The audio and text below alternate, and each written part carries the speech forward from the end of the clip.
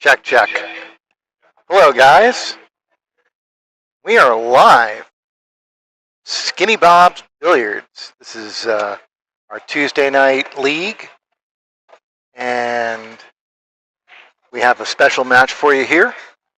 It's going to be Neal versus Tomar Fischer. And from my understanding, they will be racing to 5.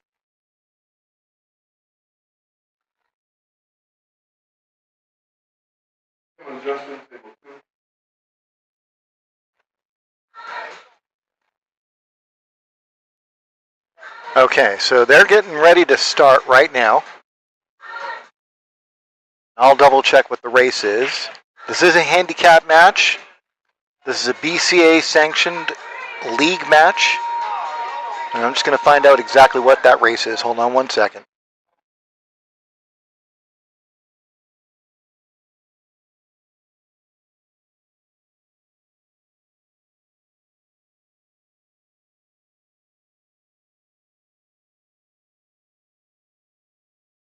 Okay, so Corey will be racing to 4.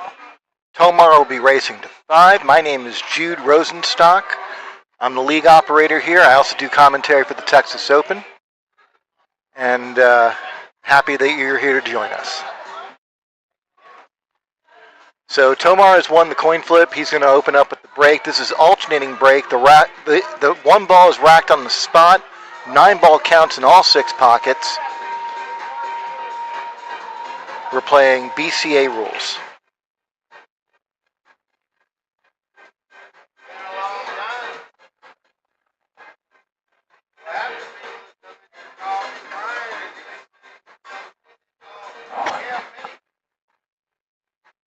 So, one of the challenges that both players are going to be facing today is that the tables were all recently reclothed. So, as you can see, Tomar is laying down the break cloth. That's to protect the cloth for the Texas Open. But I can assure you that's just the beginning of what will be an interesting evening for both of them. The table is going to be playing very, very slick, and I would imagine unpredictably fast. So Tomar has opened up with the break. 3 ball is down, and he's going to be looking, in all likelihood, at a bank shot or playing safe on the 1. Doesn't really look like a playable ball any other way. Let's see how this goes. So Tomar's queuing up low. He's going to try and get that cue ball behind the 8, but he's let it leak, and here comes Corey. Now, Corey's got a couple of options here. Again, he can also look at the bank shot, maybe a double bubble in the left side pocket. Oh, he's going to play safe here. That's a solid shot by Corey. It's going to leave Tomar in a bit of a bind. Not only is he shooting at a 1 ball with significant distance and angle, but he's also going to be slightly compromised by that 8 ball. So we'll see how Tomar handles this.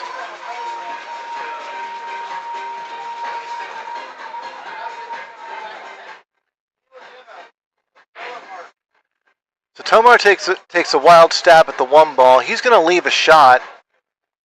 And this is going to be the first opening shot of the match, really. Corey with an opportunity to cut this 1 ball in the side pocket, but he's going to have to worry about how to get on that 2 ball. So it's dribbled out. And here comes Tomar with a shot at the 1.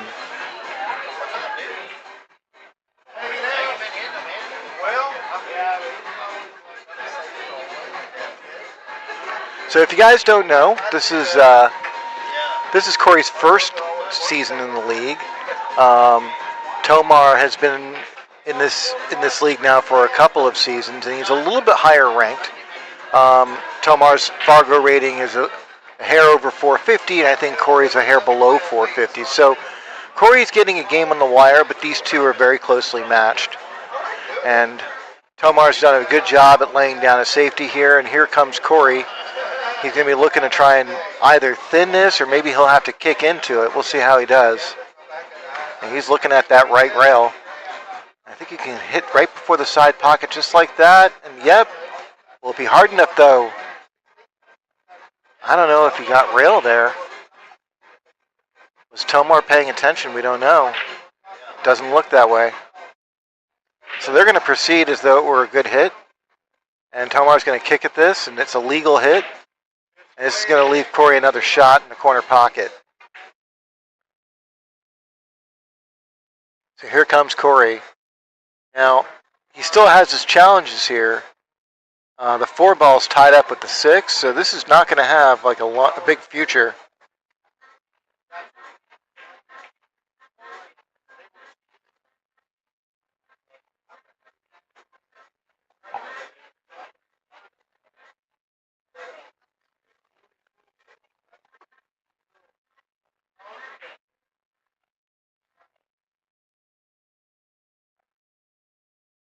Now, Tomar is going to be looking to get this 2 ball up table and try and use that 8 as a blocker. He's done that successfully. So Corey's going to have to kick at this. And this isn't the easiest of kicks. There is a 1-railer where he can aim to hit about there, just near the side pocket. Yeah, just like that. I think with the top spin, no.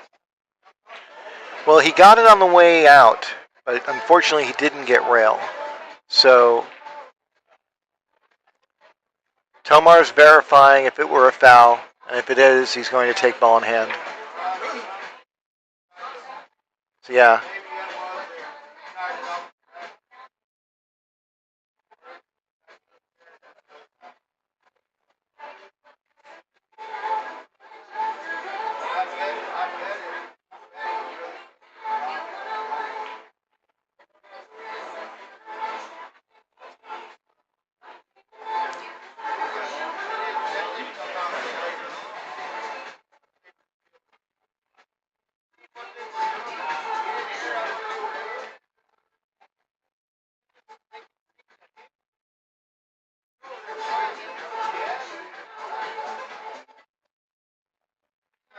So it looks like both these players have a little bit of first game jitters.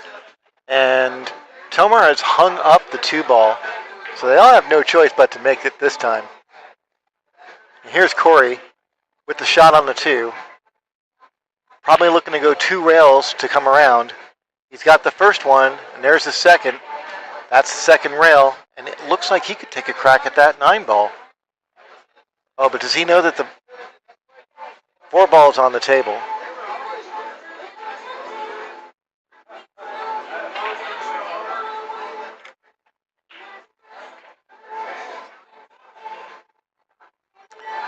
So there was some confusion as to which ball they should be shooting at, and Tomar has correctly brought the attention back on the lowest ball on the table, which is the 4, and here comes Corey looking at a combination for the 4, 6, 7, or maybe just shooting the 4 in the side pocket. And he takes a cut at the side pocket and just narrowly misses it, and here comes Tomar.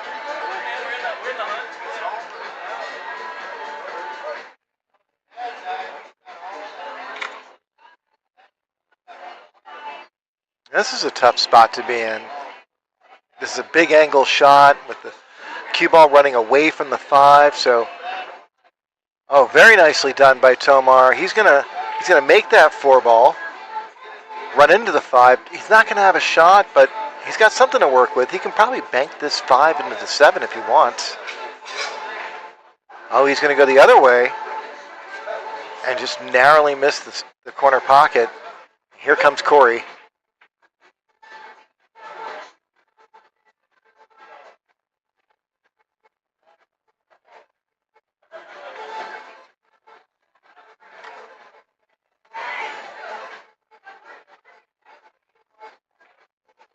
Really nice shot. Ooh, really close. I thought that was in. Corey Neal, almost with the phenomenal shot in the top left corner. Unfortunately, it's hung up for Tomar. And this has already turned into a little bit of a nail biter. They're going back and forth on every single ball.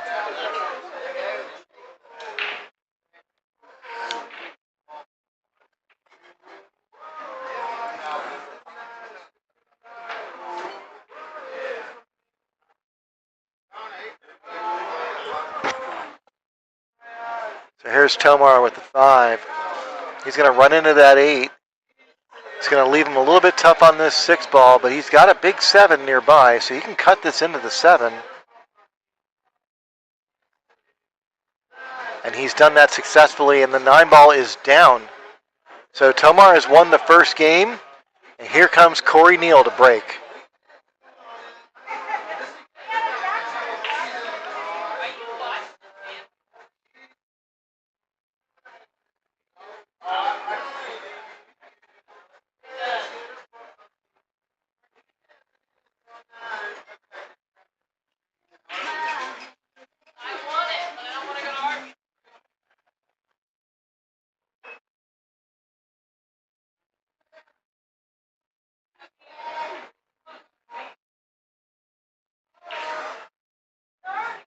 So as is typical for most league nights, there's a little bit of chatter going on over on the side. Corey's about to get to the table to rack for himself. Weather's been a little bit hot here in Texas. We touched on 100 degrees today, but you know, it's nothing to complain about too much. We didn't get any rain. I know a lot of people in the Northeast are suffering from a lot of rain lately, and there's one thing Texans know, it's that. So can't complain when we have clear weather. But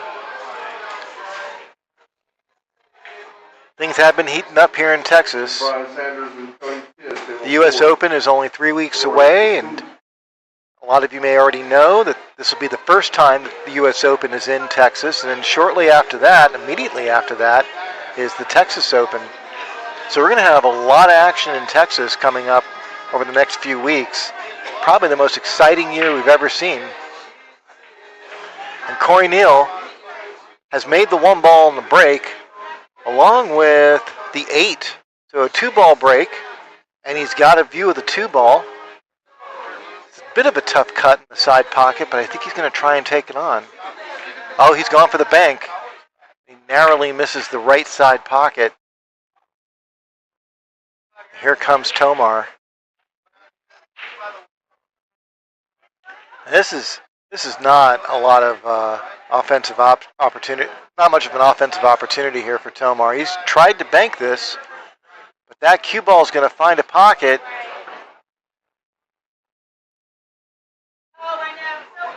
So Corey Neal gets ball in hand to open up his inning.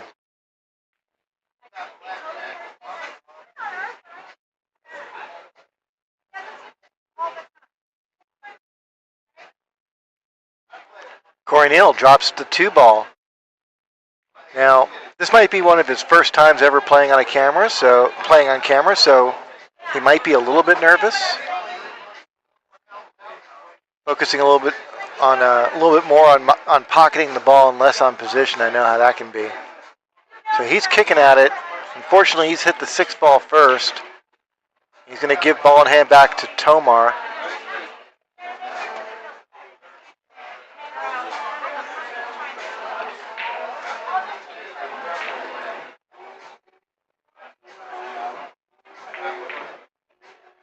Tomar pockets the 3. He's got the 4 ball set up for the side pocket. He's going to have a 5 ball sitting right near that bottom left corner. So this is a very important inning for Tomar here. He could run this out.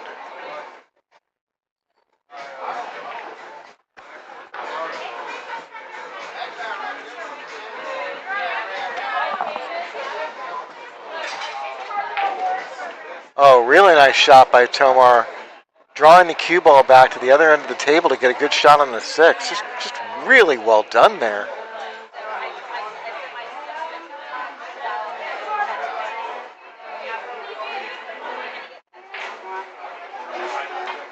So Tomar has missed the corner pocket, but it's gone 3 rails around the table. Oh, and he just narrowly misses, making it in the intended pocket, no less. And here comes Corey. 3 balls left on the table, the opportunity to tie this up at 1.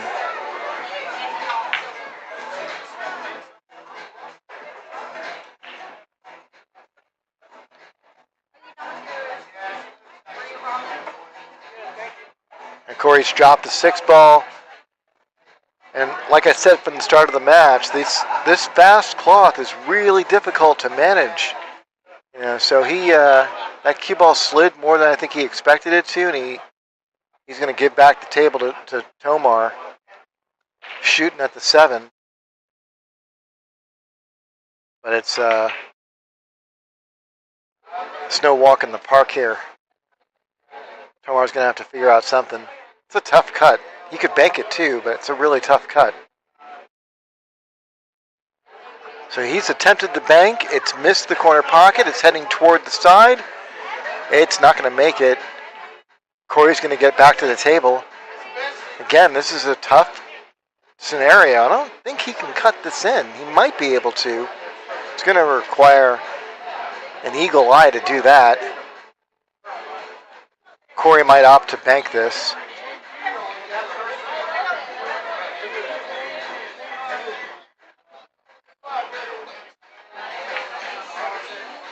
Really well done by Corey. Excellent bank shot. Corey Neal shooting at the 9. And there it is. Corey Neal, back-to-back bank shots to tie it up at 1.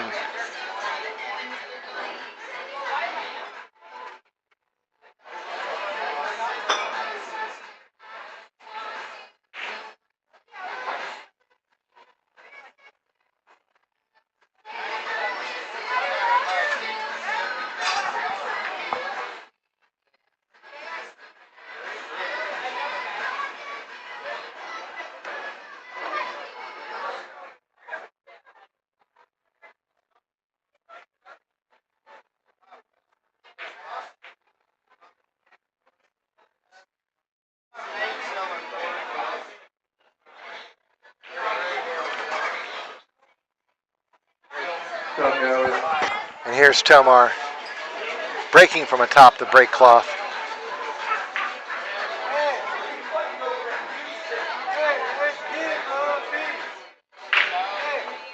Ooh, and that 9 ball has come out of the rack really fast. Tomar's made a ball. That's the 8 ball down.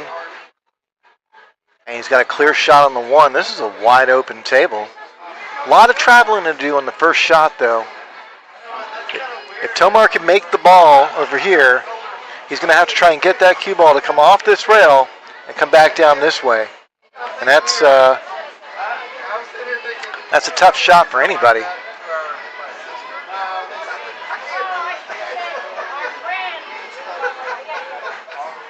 He's making it weird over here.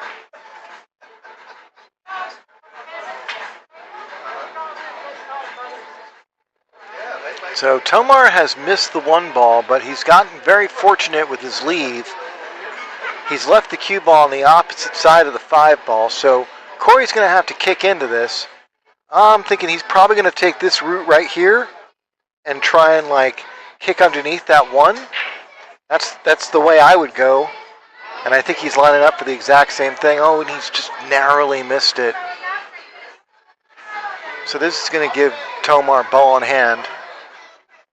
But again, this is an interesting layout. It's wide open, but there's a lot of travel on this first shot here. So Tomar's going to try and go off that left rail and see if he can avoid the 9 ball, which he was unable to do. So he's going to be left with a bit of a tough cut on this too,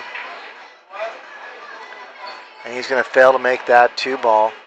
So here comes Corey.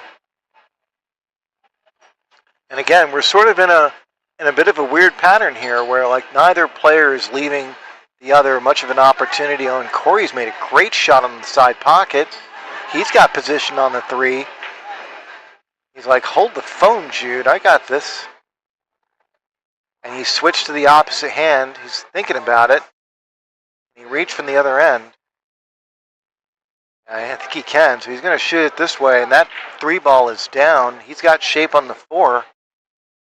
He can roll this in. That cue ball should head right up this way.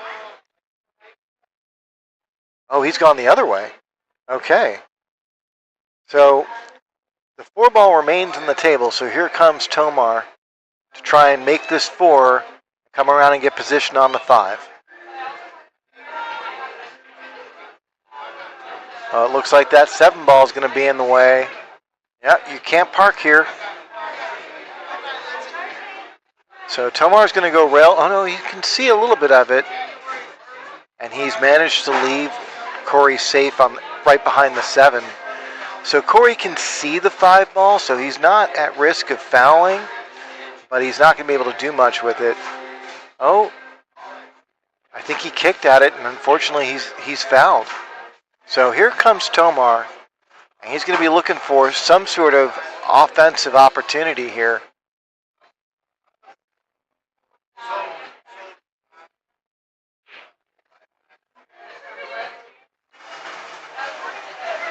Now, just so you guys know, I don't believe they're playing with the 3-foul rule, so it doesn't matter if Corey fouls 3 times in a row or not. The play will continue until the 9 ball is pocketed. Oh, look at this. Oh, wow. If only it had hit that harder. What a good shot by Corey.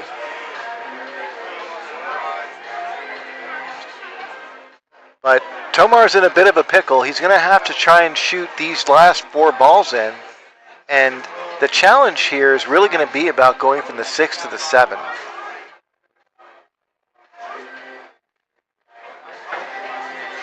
So Tomar's made the 5 ball, and this is the one that really is going to decide the rack here. Oh, and he's gotten some really good action. Is it going to stay on the table? No. Tomar has scratched in the corner pocket after drawing the length of the table for position on the 7. Here comes Corey. He's got ball in hand on the 7, and an opportunity to take the lead.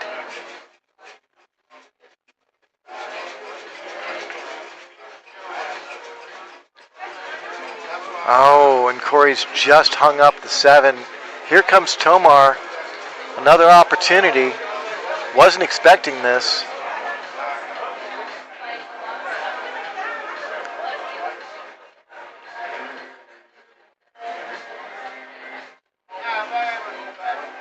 This is an important game right here. They're racing to, Corey's going to 4, and Tomar's going to 5, and they're tied at 1 right now, so it's a 3-4 race. So this is a really important game. For Tomar, it means evening it up, meaning they'll both be racing to 3 at that point. And for Corey, if he can go up, 2-1, it means that he's going to have to win half the number of games that Tomar has to win, and that's a huge advantage, especially in a short race.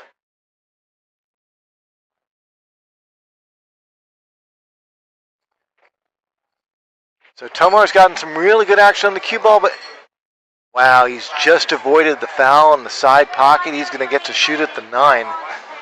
And this is a tough cut. He's going to look this over.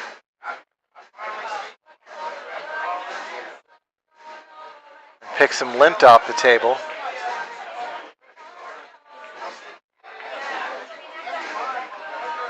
And with the way the table's running right now, it can be a bit of an uncomfortable shot because you don't know where your cue ball is going to go. It's hard to play, any sort of a 2-way. You sort of just have to go for it and see what happens.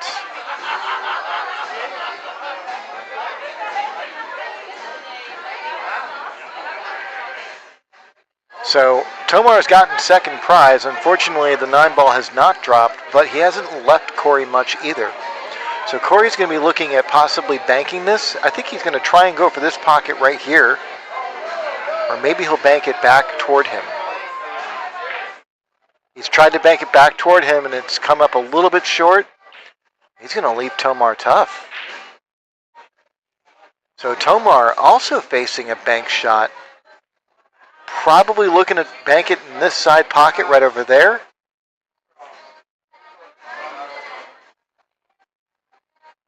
Tomar, ooh, so close. And here comes Corey. Corey with a great chance right now to take a 2-1 lead. He's going to eyeball that 9 ball in the top left corner.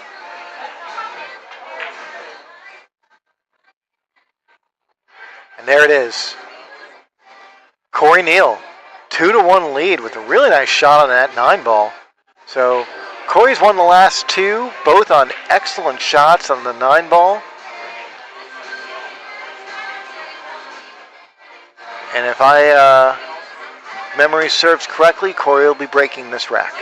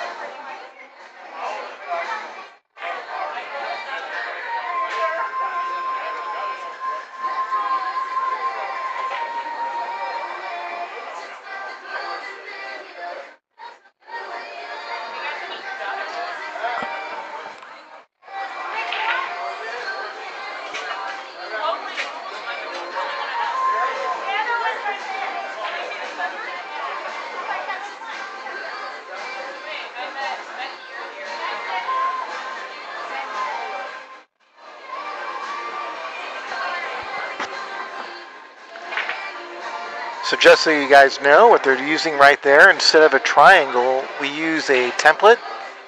It's called a magic rack. And we leave it underneath the balls, and the balls will just settle into these little holes. It's a very quick and accurate way for us to rack. It makes things very fair. So that's become the standard throughout pool now.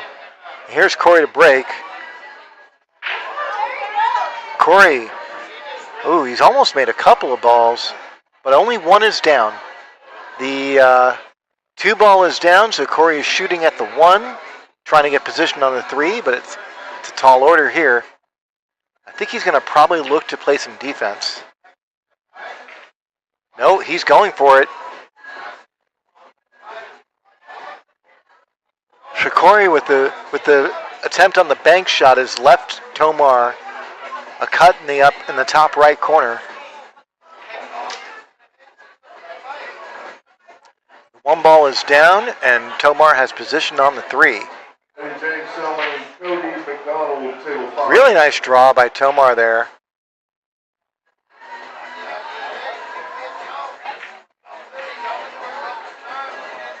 And the 7 ball heading right for the corner pocket. It is down. Tomar waves an apology over to Corey for his good fortune. And he's going to try and cut this in. He's going to try and bank it in off the 5.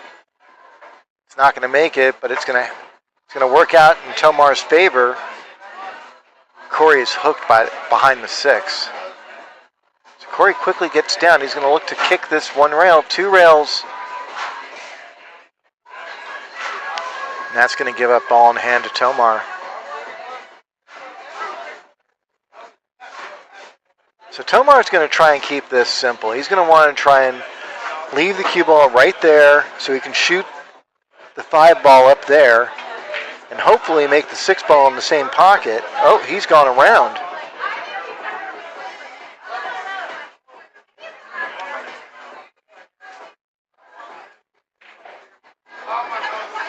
Oh, really well done by Tomar there, but it's going to find a hole.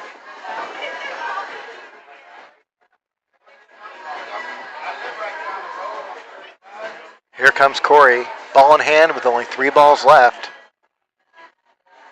Now Corey's big challenge here is he's going to want to try and pocket that 6 ball in the left side pocket while also bringing the cue ball back to about here so he can make the 8 ball in this pocket up here. And he's done a really good job at that. He's actually overcooked it a little. So well done by Corey. He's going to be looking to make this so he can get a shot at that 9 ball. Great opportunity to take a 3-1 lead here. And the 8 ball is down, and here comes Corey with an opportunity to get on the hill.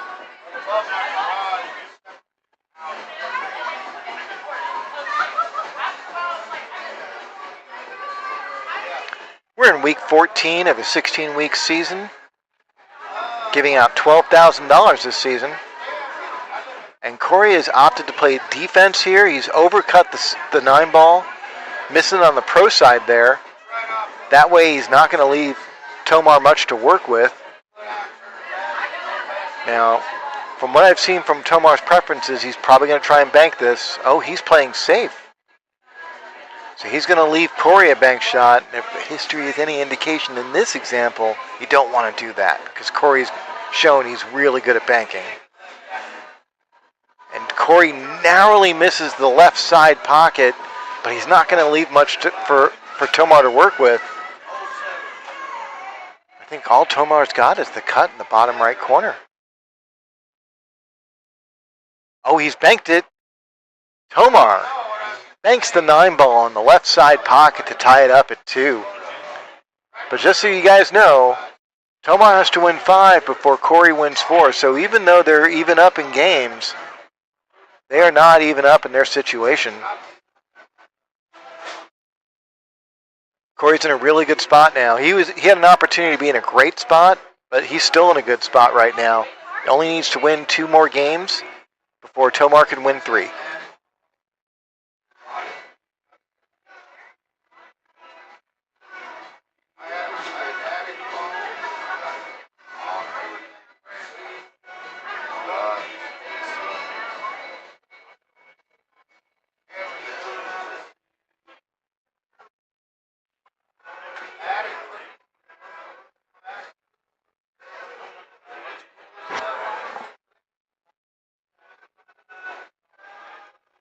Here's Tomar to break.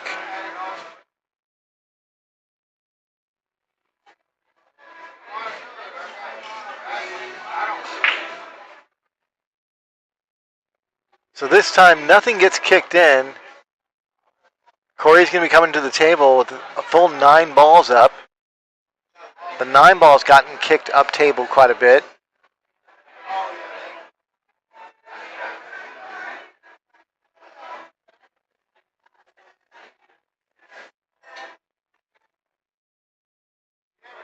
This is not going to settle well for Tomar.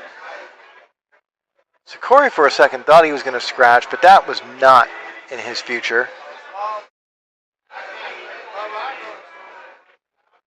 Tomar's going to have to figure out a way to address this well, shooting from out of the pocket here.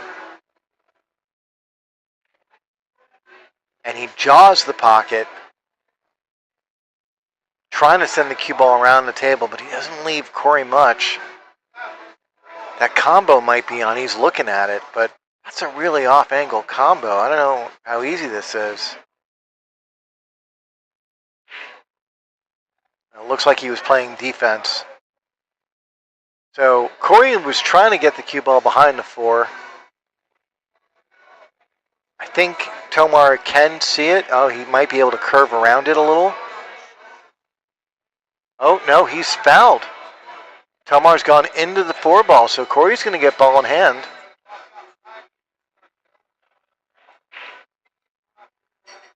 Now he's got a couple of options here. He can definitely play that 1-6. That's a worthwhile shot because it'll leave the 1 ball right in front of the pocket. Or he can play it clean in the other foot corner pocket, the one on the left side. That's what he's aiming for right now. And all he really needs to do here is play it on a stop shot, just like that. And now he can shoot the 2 in the exact same pocket. And he's going to try and bring that cue ball to the other side of that 8 ball. Oh, it just snuck in there. It looks like he's got just enough room to kick. So he's going to go off that rail. Well done avoiding the foul there. But here comes Tomar with another opportunity. And there's a couple of things that could happen here. Tomar could certainly look at cutting this 3 ball toward the 6. And if he does that, that cue ball is going to head right toward the 9. You never know what's going to happen there. Or he could do it the other way. He could send the 3 ball toward the 9 and send the cue ball into the 6. Whichever his preference.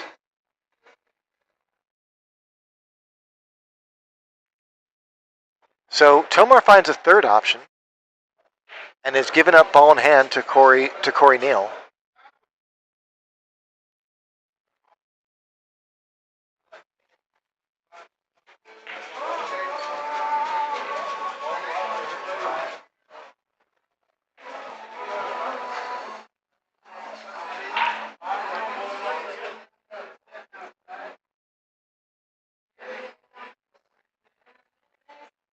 So Corey's made the 3. He's looking at the 4 here. Such a great opportunity for Corey to get on the hill. Tomar needing 3.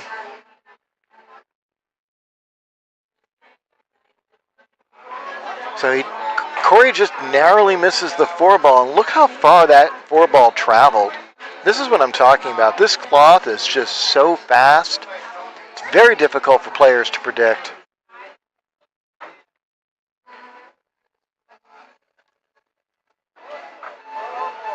So Tomar drops the 4, shooting at a tough 5 ball.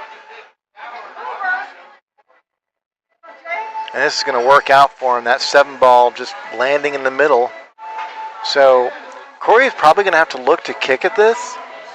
He's probably, I think, going to go this way. Yeah, he's looking at just that. It's the simplest way, but it's a hard kick nonetheless. He just misses it.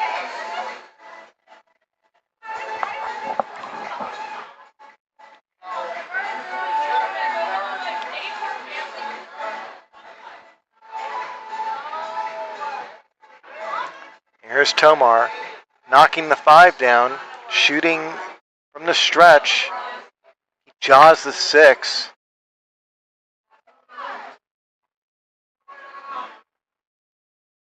This is a tough spot now, but great opportunity for Corey. He's going to knock this 6 down, that's for sure. But is he going to take the 7-9 combo? No, he's going to go around. Looks like he's going to run into that 9 ball. And he's going to try and play the 7 in the bottom right corner. Going to want to shoot this gently. Just like that. Oh, and he just undercuts it.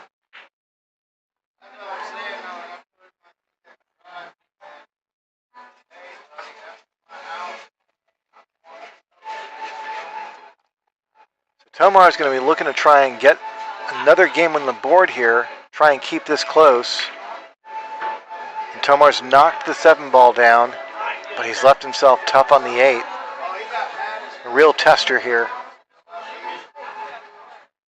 So this also possesses a pretty predictable route. So Tomar's probably going to try and keep this on the soft side. Just drop that 8, just like that. Give himself a good chance at making that 9 ball and closing the race to 2 apiece.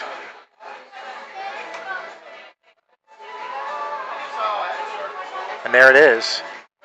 Tomar makes the 9 ball. Now in games he's gone up 3-2, but that just means that the games remaining is even up. So they're both now racing to 2.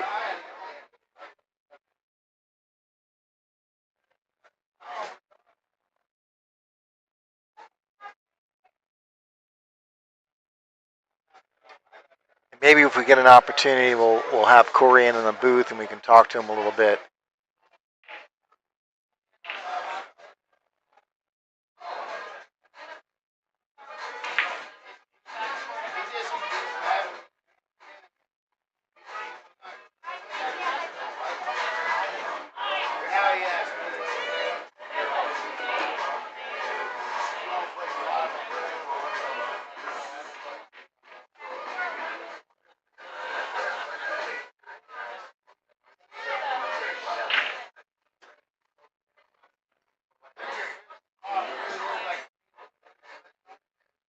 So you guys can see what he's doing here. He's racking the balls on top of the template there. The 9 ball goes in the middle.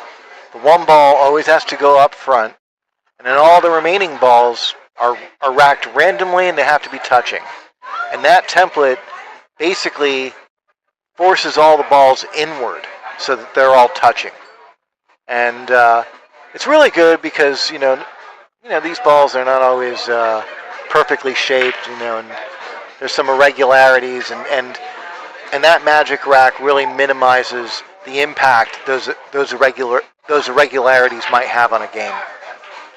So Corey has opened up the game, dropping the 1 ball, and he's got a view of the 2. We'll see how he handles this. I like the idea of cutting it into this side pocket right there and sending the cue ball this way. But Corey's shown such a strength for banking, he might look to do that. Oh, and he's come so close. Really good effort there by Corey.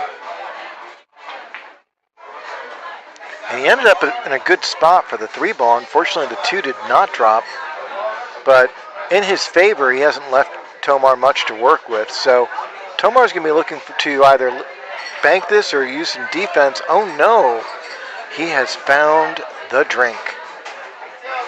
And Corey's going to get ball in hand. Great chance to make a couple of balls.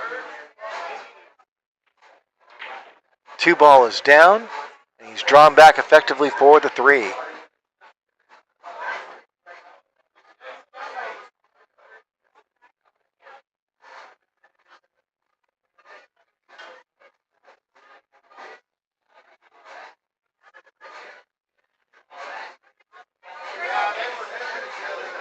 Uh-oh. And that's going to find the drink. So this is another inning that Corey gets to begin with ball in hand. It's such a great opportunity for him. He might even consider taking a crack at that 3-9. No, he's gonna take the gentlemanly route. Shoot that 3 in the corner or the side and take a stab at that 4 in the top right corner. So he's just undercut it.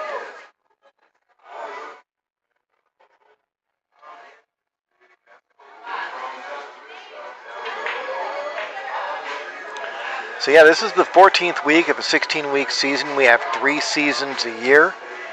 The summer session's always a lot of fun. I think Texans like getting indoors, you know, the handful of us that aren't golfing. Trying to avoid some of that hot weather. What better place than Skinny Bob's?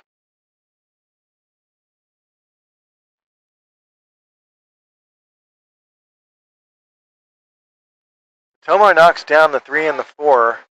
Great chance here. This is a bit of a tall order. He's going to have to knock down this long 6 ball. But if he can do it, he'll be in really good shape to run out the remaining balls. And there it goes. And you see how that 7 ball is nearby?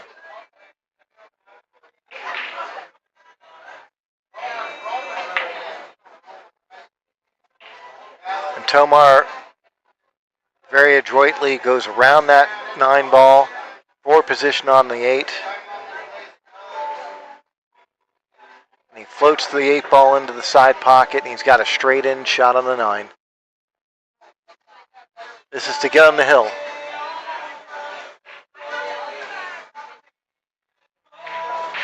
Tomar Fischer wins the 6th game to take a 4-2 lead.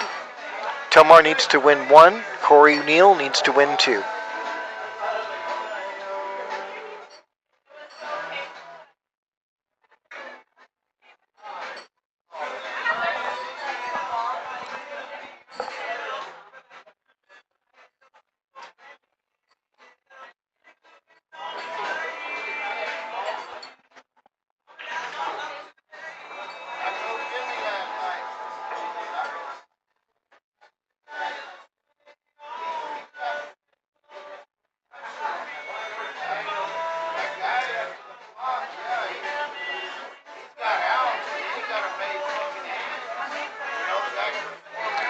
So normally I would be in the booth with my booth mate, Captain Mike. Unfortunately, he is playing at the moment, so he's not available. But I'm hoping that his match ends a little bit on the early side. Maybe he can come and catch the last game or 2. But I'm looking over there right now, and it seems unlikely. The score seems a little bit too shallow for him to make it to this one. But I think Corey may be playing twice. And if that's the case, then Mike will catch the commentary for the second one. Here's Tomar to break.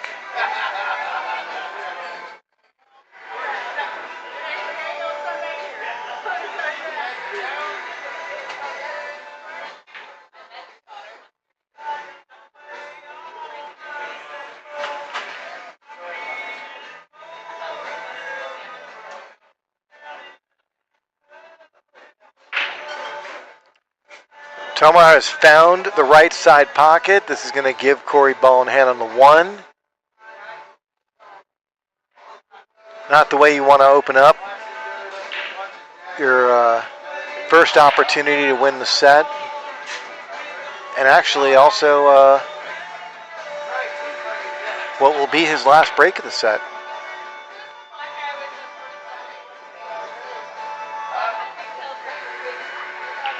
So Corey looking to make the 1 ball in the top right corner.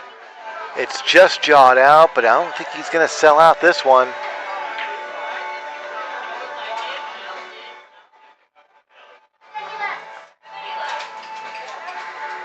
Tomar's going to have to kick at this, and he's just missed it. So Corey's going to get ball in hand again. And I think he's going to be looking at that side pocket right over here, so I think he's going to go for that. Could also go for the top right corner. Yeah, he's aiming for that top right corner. 1 ball is down. Corey is drawn back a little bit for that too. He's going to try and make that 2 ball in the top left corner. Possibly send that cue ball into the 3, into the 4. And that's going to work out. Ooh, did it get kicked behind that 3 ball? Yeah, it did. Corey's going to have to go 2 rails here. 1, 2. He's not going to make it. Such a tough roll there for Corey Neal. And Tomar with a great chance to win the set.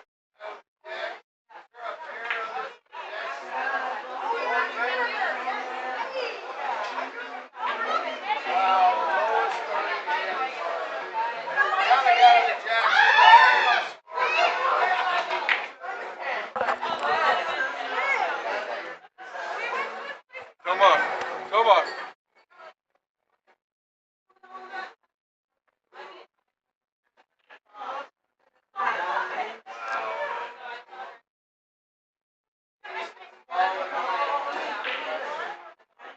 So Ross Brookshire stepped in to take a timeout. Wants to make sure that Tomar's thinking about how to win this. They can sometimes get that tunnel vision.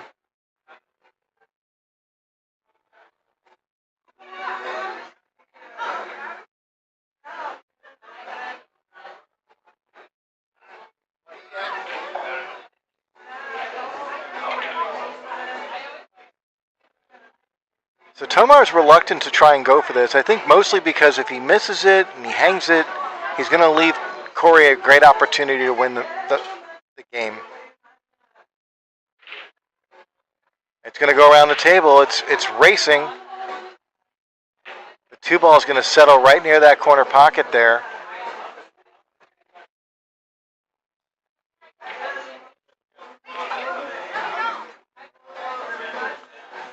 So Corey's got a little bit of a tough cut here, but it's got a high reward with that 3 ball sitting right near the side.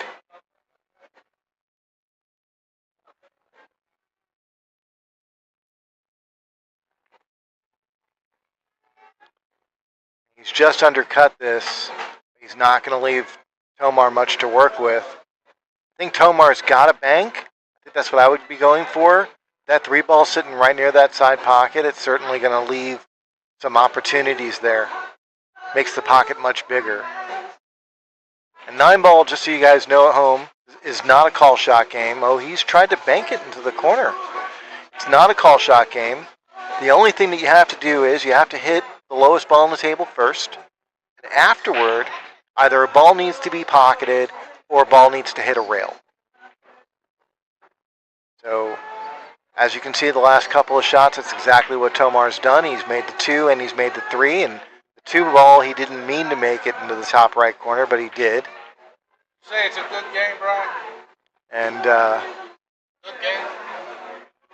he's going to leave Corey a great opportunity here to join him on the hill.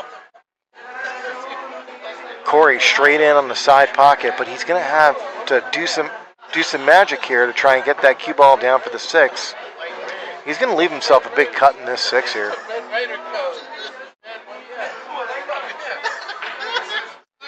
And he takes the bank. And I think Corey knew that there was a really good chance he wasn't going to leave much. And he's left Tomar right on that 50-yard line. Can Tomar make this 6 and avoid the scratch? Oh, it's heading right toward the pocket. Wow, that was pretty close.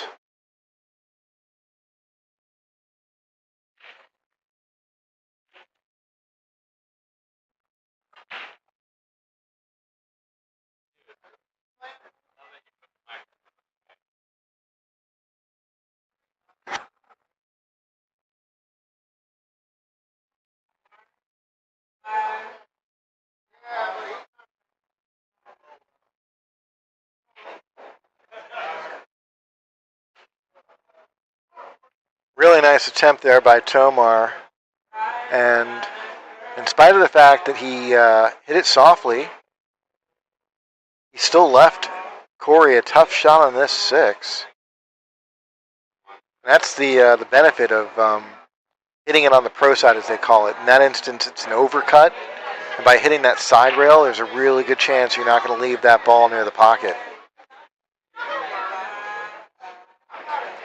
So Corey ends up getting a near identical result, also leaving Tomar a very tough cut. I think Tomar's he's going to play safe. So Tomar leaves that 6 ball right on the side rail, and I think it might be close to frozen. So banking it in this side pocket won't really be an option. I think Corey's going to probably try and push the action, maybe try and bank it this way. Well, he can't follow my line. He's got to... It's a really good attempt by Corey there. Unfortunately, he followed my line, and my line was a little bit north of the pocket.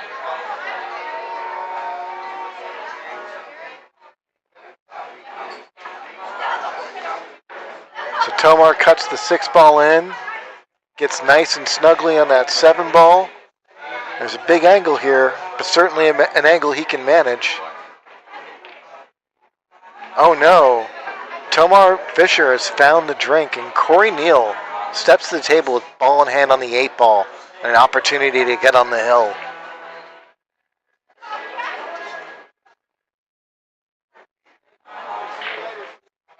Corey Neal, he's jawed the pocket. Folks, here comes Tomar Fischer with a chance to win it. What a surprise there. We didn't see that coming.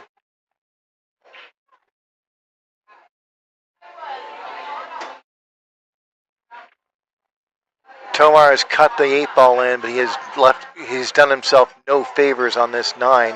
He's going to try and bank this. Tomar for the win. It is down. Tomar Fischer wins the 7th rack to win 5-2. Guys, stick around for a second. See if I can get Corey in the booth with us for a moment.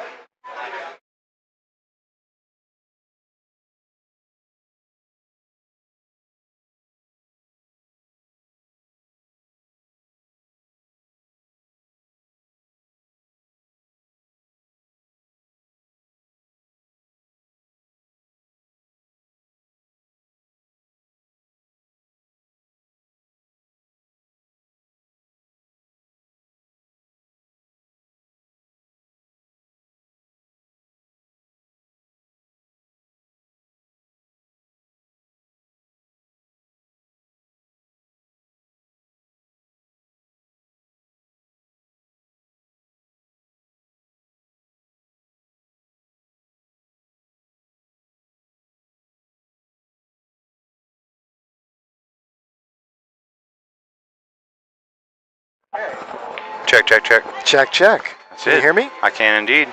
Awesome, awesome. So Corey, tell me a little bit about yourself. What kind of cue are you playing with? I got a Lucasi and a McDermott for the break. Oh, okay. My wife got me the Lucasi. It was one of the best kits I've got. It's about $1,000, and we're happy with it.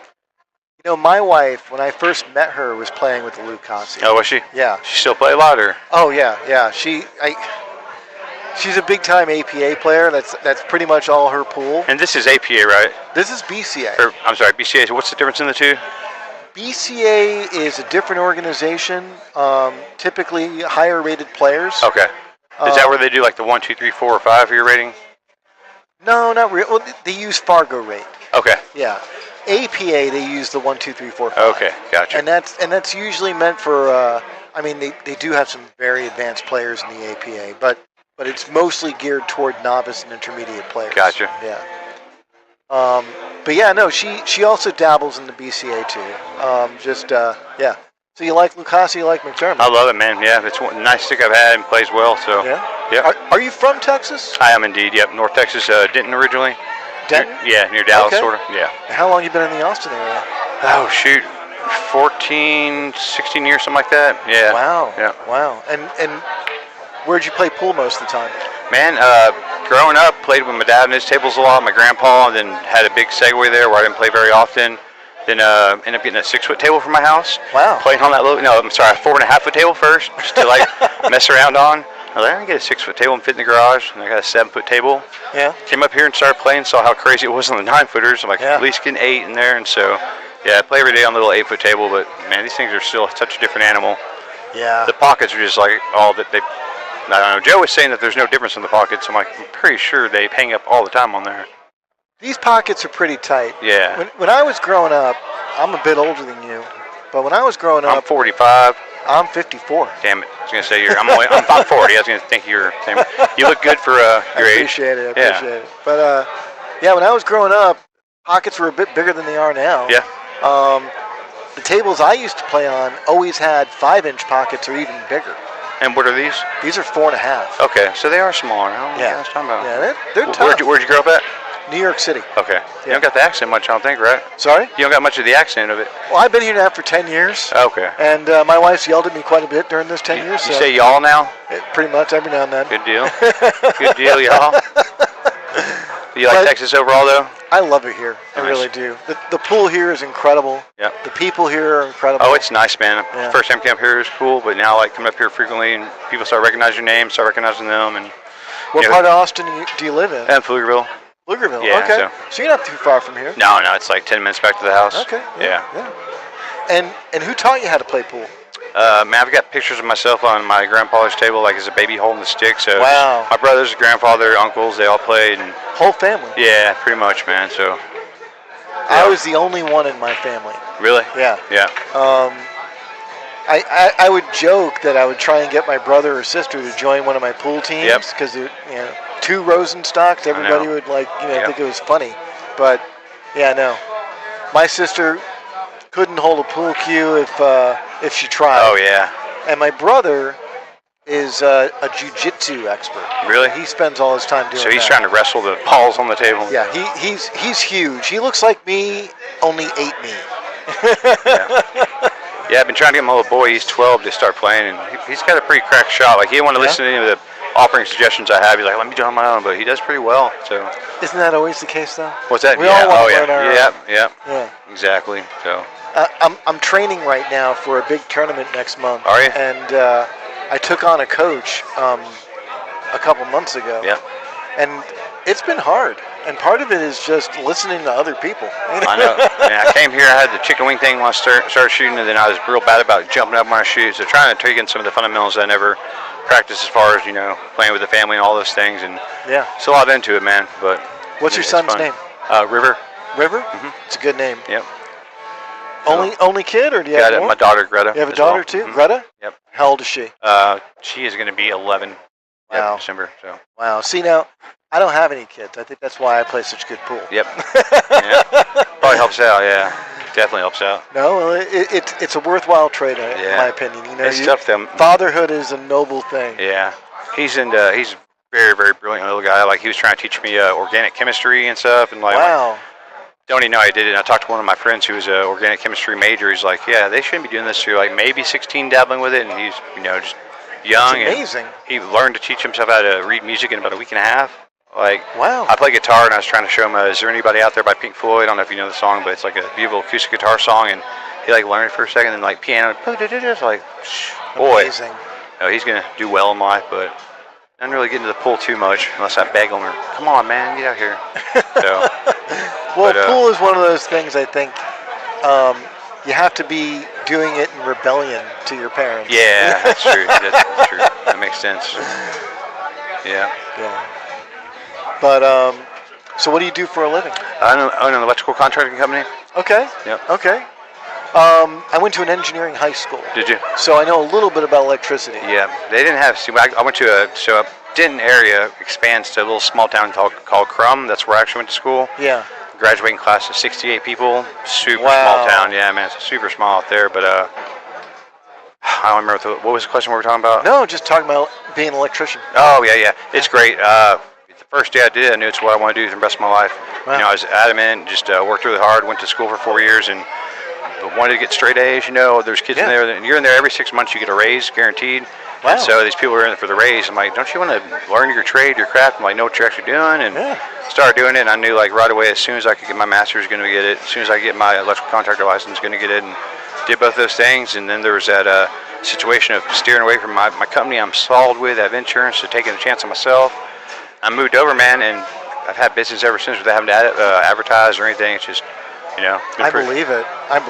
Pretty well in that regard. So I'm fortunate for that. But well, I gotta tell you, I mean, my wife had me redo all the switches and all the light fixtures in the house, and the contractors did not do a good job. Oh, so. Yeah.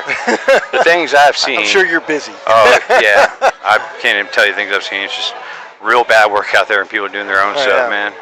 Yeah. See wire nuts made up partially in an attic with no wire nut on them or something like that, or they'll conceal a junction box in a wall behind drywall and all kinds of crazy stuff. Oh no, I was only doing simple stuff. I was only like changing switches, and outlets, and stuff. And even then, I was 10 times more careful. Yeah. Were you doing back stabs in the back of them, or you wrapping around the terminal screws? I was wrapping around.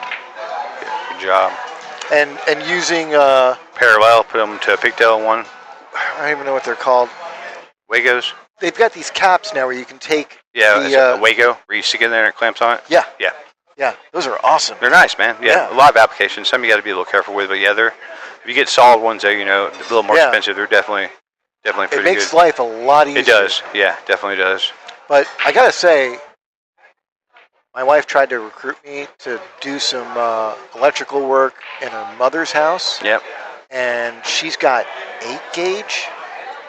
For her outlets and everything? For everything. That's crazy. Yeah, I mean, you'll see sometimes people have 10 gauge for their plugs and all that. Was it 8 or was it 10? 10 gauge. It was thick. It's probably solid 10 gauge. 10 yeah. gauge? Even solid 12 gauge, old school, had a little more insulation on it, so it looks a little bigger. Yeah. But very well could have been 10 gauge, you know. This was insane. It could be what the contractor had left on his truck. It's like, let's just do this, but yeah. They wired the whole house that way. Yeah, it's crazy. And then trying to open stuff up and fit it back in the box. It's I got to pull out the not the pliers, but the wire things. I'm just like trying to. The wire nuts. Yeah. Yeah. They say. I was like, no, hire somebody. They say if you make up a wire nut properly, you should be able to hang 50 pounds from just the wire nut alone. Which really? I've tested. It worked. Wow. Except for one time, and that sucked. So I want to make sure we're getting another match here.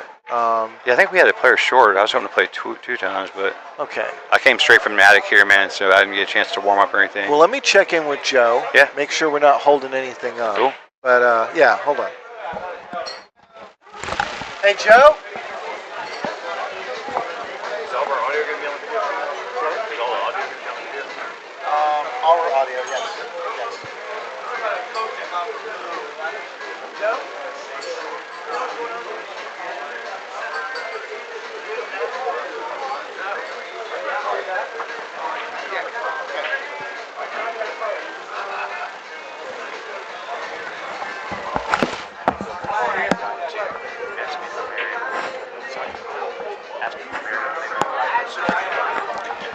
So, Corey, I forgot to ask the most obvious question. I know you have 2 kids. I do. Are you married? Yeah, I remarried to an amazing woman. It's actually a funny story. So I had a phone call come in for a service call. Yeah. Girl opens the door, and she is the most drop-dead, beautiful woman you could see her, at least in my eyes. She absolutely smoke show. It's a beautiful, beautiful woman. I get there and fix the issue pretty quickly, and nowadays, if I go reset a GFCI for somebody, I'm going to get paid and leave. I'm sorry, that's how it goes. But with her, I'm like, you got probably another hour worth out of me. I'll come back here another time and check something out, and figured out something she needed to look at. And so I came over there and worked in her attic, and she came up carrying a glass of wine in the attic with me. She's like, you want this? Wow. And so we shared wine in the attic, and man, after that, it was moved on pretty quick. And now I'm so blessed. Like, I'd be That's dead an if it weren't for amazing her right now. story. Like, How long have you known her? I've known 8 years we've been together. I've That's been married for amazing. 5, but I wouldn't be alive without her. I had a brain tumor that was massive, the size of a kiwi, and I had a really bad seizure one night in bed. And I think about all the times I was working in attics by myself. Thank God it didn't happen up there. I don't remember anything from the seizure past surgery, but if she hadn't taken me to get an MRI and everything after the seizure, then the pressure was so bad in my head, they said I would have been dead in a month from the pressure alone. Oh, then after the surgery, they gave me like a 70% chance of losing all the mobility on my right-hand side. And fortunately, I came out of it with some pretty bad memory problems. Like, I'll go to a customer's house and do work for them, and then a week later, I'll go over there and I'll like, hey, this is Corey, how are you doing? And like, forget. I'm like, oh yeah, I was just here. So the memory thing, and then epilepsy, but that's controlled. Medications, that's okay now. But other than that, man, just dealing with, got a reoccurrence back now and everything, and it's not a good situation, but trying to do the best I can, just trying to be positive. But yeah, she's my godsend for sure. Definitely. That's wonderful. That's wonderful. Wonderful woman. So I was fortunate. I think it weighs out. It's worth it, man. The shit I'm doing with medical leave versus, that's my shit. Can't say shit. Okay. Yeah, no, she's great though. So lovely lady. Wonderful, wonderful. Yourself, married? Yeah. I've been married now for 4 years. I remarried. So I divorced right before I moved to Texas, and I met my new wife just a few weeks after moving here. That's how I did too, man. She thought my ex-wife was adamant. She thought that we got together before. I'm like, nope, sweetheart. Like, it just worked out timing afterwards, and she still, I don't know if she believed it, but yeah, that first marriage, I got her pregnant and tried to do the right thing. Like, I'm gonna, do this, and just never fell in love with her after that, and just, bitter, uncomfortable, unhappy, and she called my bluff, like, well, I want to get a divorce. I'm like, all right, and did, and happier than ever after that, man. With the exception of not seeing the kids as much, which that's a huge bummer, but still. I think it's important that you show your kids, though, that it's important to pursue your happiness. Absolutely. I grew up in a very unhappy situation with all my childhood, and to be able to show them what a healthy, good relationship with my wife now looks like, it's, that's good for them to see, so. Yeah. Yeah. But I think they need you back out there. Am I out there again? All right, see if I can. That's my warm-up game. It's going to do a little better this time, though. Well, I'll be here, and Captain Mike will also be here to do commentary, so good luck.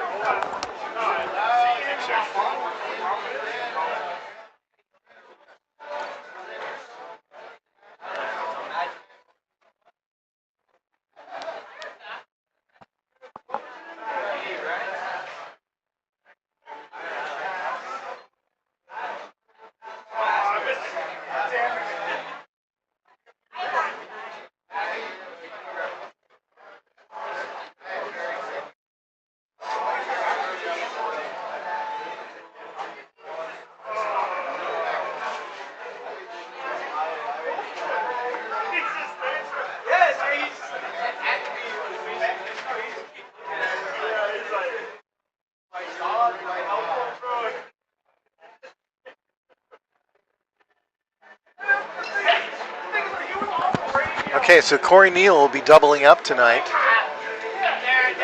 and he'll be playing Ross Brookshire. Corey again will be going to 4. Ross Brookshire will be going to 7. It's going to be a very interesting match.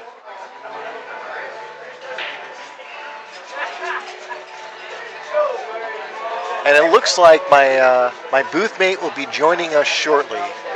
Just looking over there right now, and either one player is certainly on the hill, and the other one only needs a couple of games. So one thing to keep in mind, Ross Brookshire is known for his defense. He really enjoys deploying a lot of safeties. He'll be disappointed to learn that the 3-point violation is not in effect for this match. So he can deploy as many safeties as he wants, he just delays the action. And he just looked at me and confirmed. He's like, no 3 foul, right? And I'm like, no 3 foul. So once again, the only way you can win these games is by pocketing the 9 ball.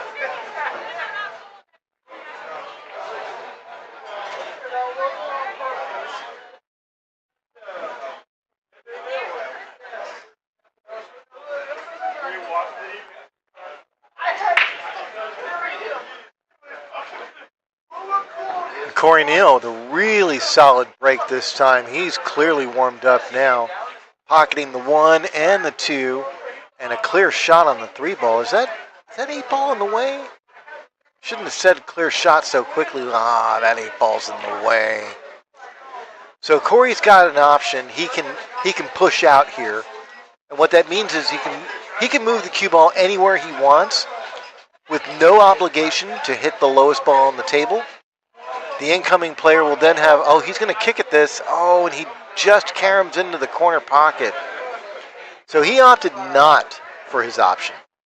And instead, he tried to kick at it. Unfortunately, he fouled. So Ross Brookshire coming to the table. He's got ball in hand on the 3 and 7 balls on the table. We'll see how this goes.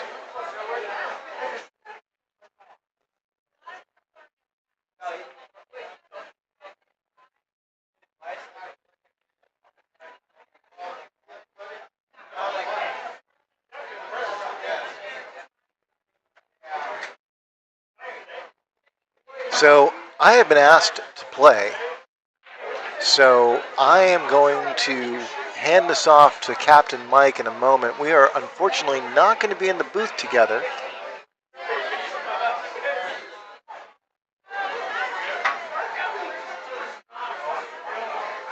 But Captain Mike is also a bit more adept with the streaming capabilities, so...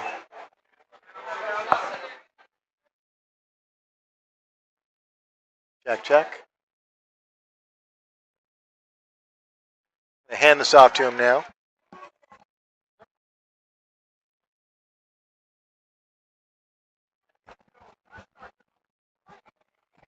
So are we live? Hello.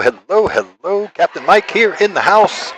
Mike, I just introduced you. Yay! And unfortunately, I have to go.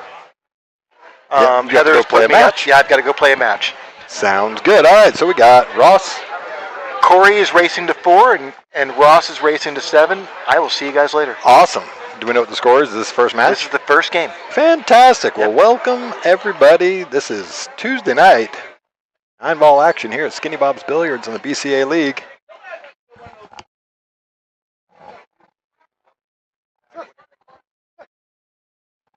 All right, so we got Ross Berkshire. Notorious for his 3-foul prowess. Leaves a shot on for Corey here, so a little cut on this 5-ball. So we do have new cloth on the tables, a little slidey. One just gets away from him a little bit. Going to be okay here, though. All right, he hasn't left much on for Ross. There is a cut shot for the 5 down the rail. And again, I know Jude introduced me, but I am Captain Mike. I am the host of the Friday Night 9-ball series here at Skinny Bob's Billiards. Glad to be here commentating on this match for Corey and Ross.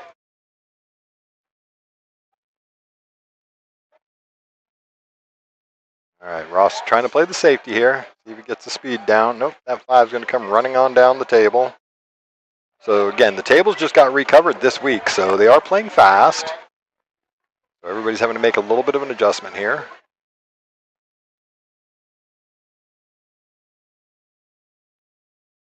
All right, so we got Corey at the table.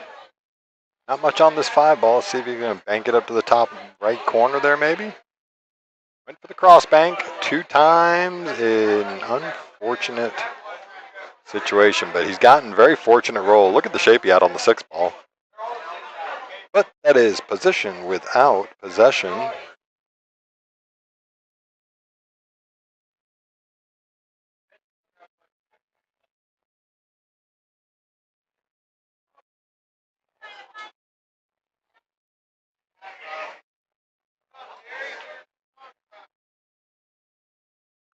So Ross taking a peek. See if he can squeeze past that. I don't know. Let's take a look over the overhead here.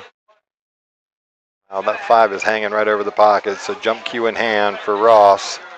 Got to keep the cue on the table as well, though. That's a tough one. He's trying to masse through this gap. Yep, he was. All right, well, made contact.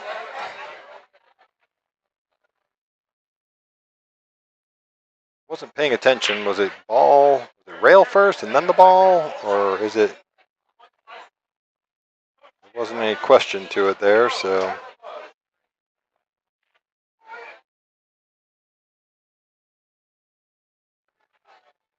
Oh, an unfortunate scratch there for Corey. Ball in hand to Ross.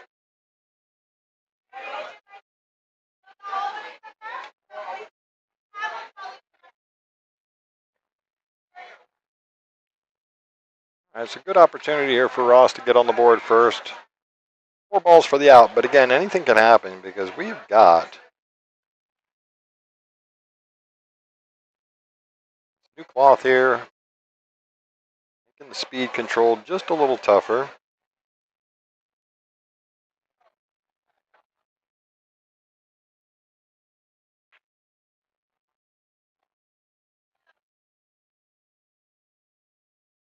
Come up a little short of what he wanted, but that's okay. He can make this and just run it off the 9 ball, or might actually run pretty solid into the 9 ball. That'd probably be the best case scenario because then he would be able to shoot the 8 in the side.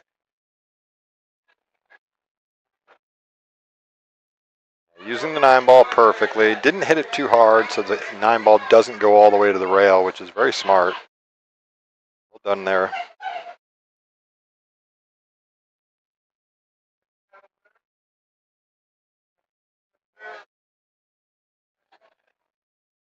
All right, so just roll this in, Ross. I don't think you need to go up and down the table, but it might look a little weird. Might be going to the top right corner there, or top left corner. Let's see. Yeah, he went to the top left corner. It's going to slide right in with that new cloth for sure. Nice shot from Ross. Leaves a shot on the 9 ball now.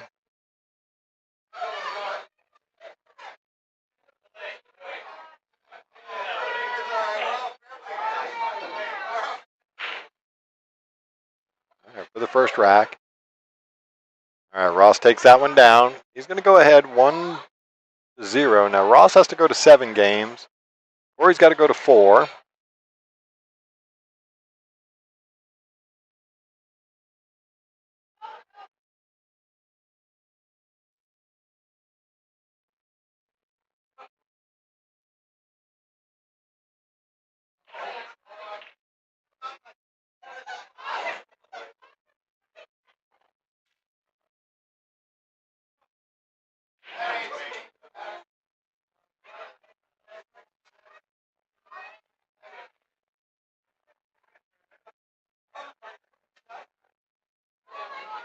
Ross having a little difficulty there with the magic rack.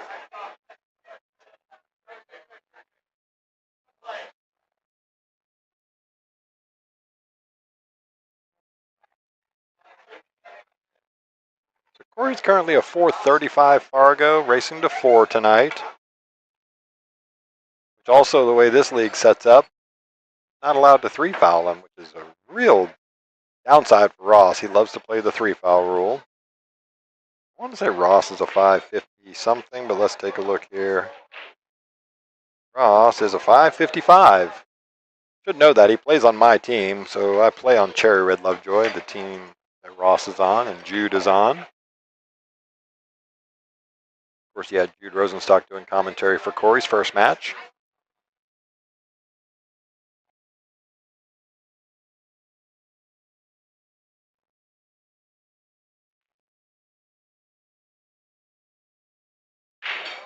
All right, there's the break. Ball down. Like the 6 ball is down. Ross getting a shot on the 1 ball here.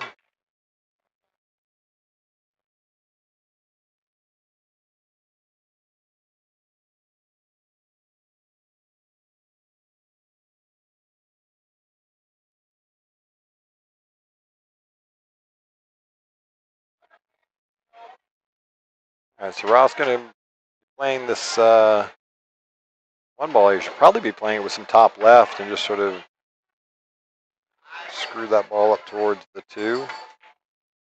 Yeah, he was trying, he just overcut it.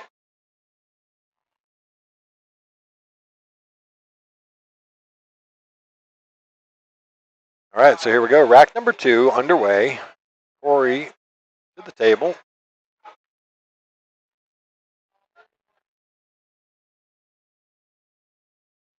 That's a hell of a cut there from Corey. He's going to get 2 rails off. Oh, it just catches on the point. That has been a half an inch out to the left when it catches that second rail. It would have came right out on the 2 ball. Now he still has a shot here. Just makes it much more difficult going over the top. Back cutting this 2 ball. Looks like you can still see enough of it. See how he does with this. Tough shot. Yeah. Gonna get a nice little flick off. Oh, look at this. The table giveth, and the table taketh away. He gets a nice little flick off the 8 ball and makes the 2, but the cue ball just rolls right up in dead behind the 9 ball.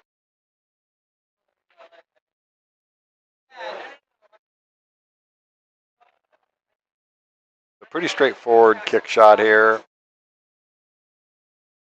Oh, he just comes up on the short side of it. Unfortunate for Corey. Really bad luck there. He gets the nice roll on the 8 ball, the 2 off of the 8 ball.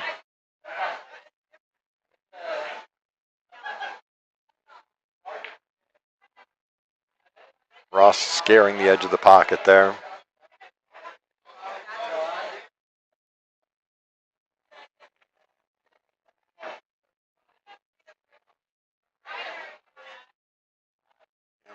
Smart. Take it up off the top rail. Don't try to just hold for it. Very well done, Ross. I can just draw back out off of this, or he can go forward either way. Just a little angle on it so he could roll forward. 2 rails back out. Oh, he's underhit this badly.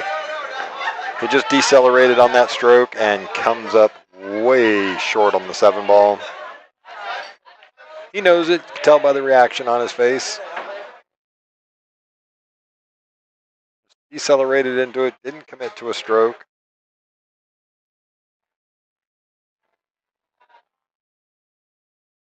Gone for the bank. It's going to go just a touch long. Catches the point. Wah, wah, wah.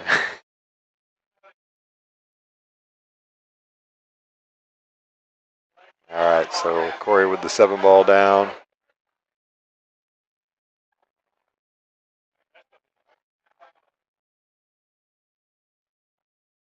Overcuts this 8. Unfortunate there. See if he's going to get a little. Oh, he gets an unfortunate nudge there. He's going to leave a shot on this 8 ball. Pretty straightforward, just a little thin cut. Let the cue ball go 2 rails. Crossing should fall just about perfect for the 9 ball here. Okay, Ross going left-handed.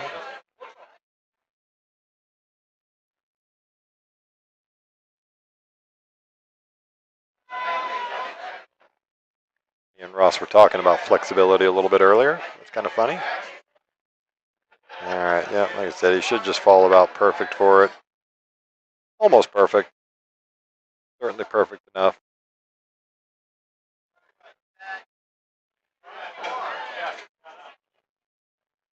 All right, so Ross Berkshire is going to take a 2-0 lead. It is alternating break format.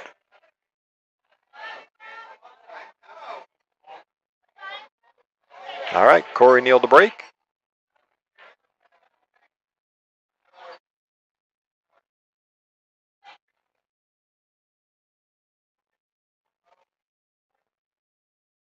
Find himself the magic rack hanging down there. Perfect.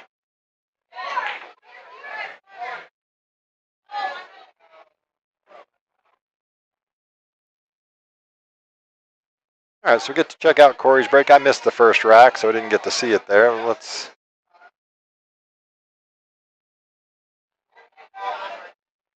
check out Corey's break here and see how he does with this.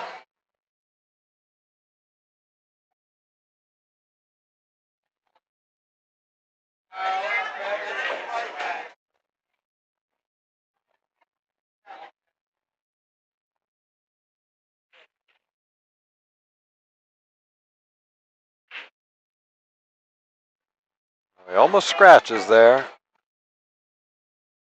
Come up with a dry break, unfortunately.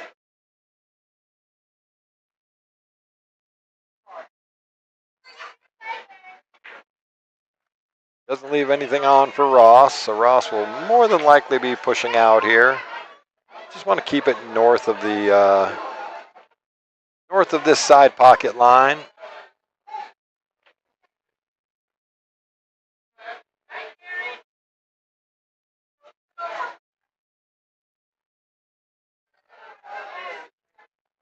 So anything north of this line, he wants to stay up here with this push shot. He might opt to kick at this. I don't know. I think it's just a straightforward push.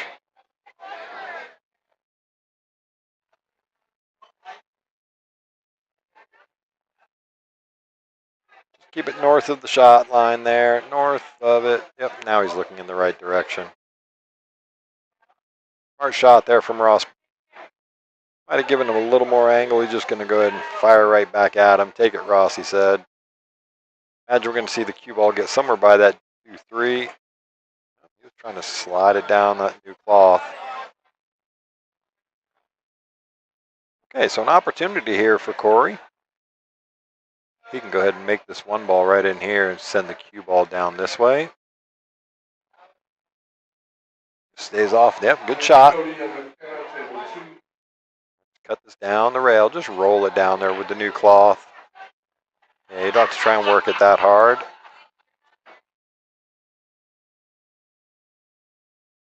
Okay, you got in a good spot there, Corey. You're probably going to end up in a little bit of a safety here, knowing Ross.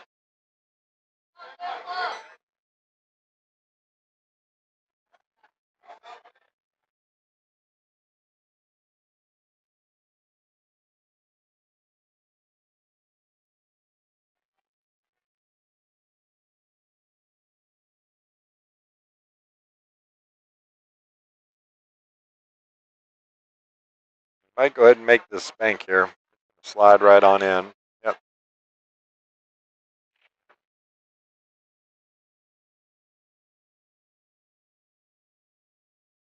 He does not have the bank on here for the 3 into the side. It does bank into the top right corner, knowing Ross.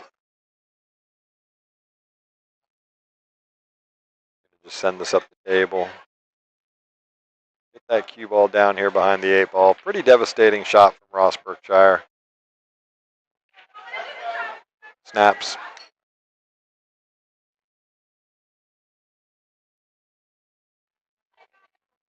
Now it's a tough one. That 4 ball presents a big problem in the kick shot. You almost have to kick Z shot 2 rails in behind it. Yeah, so that 4 ball is always going to be on the line.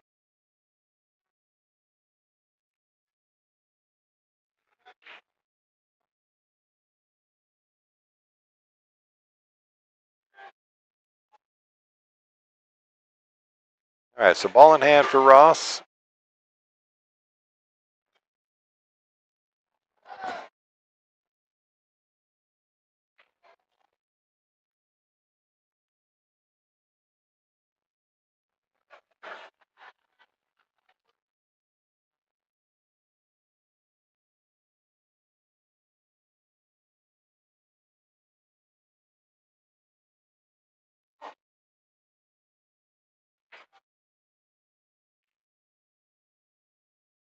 Didn't do really a whole lot to get on this 4 ball. He might try and bank it, back bank it, run the cue ball around 3 rails.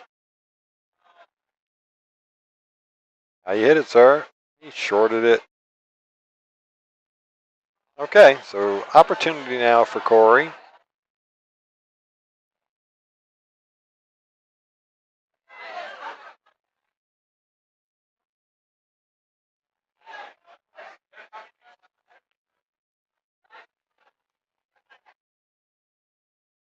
So it's funny just looking around the room. Look at this guy. Look at this guy.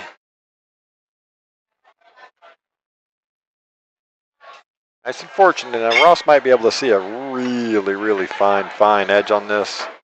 He obviously has the kick shot. Looking to see where the cue ball is going to go off of this. Thin hit on the 4.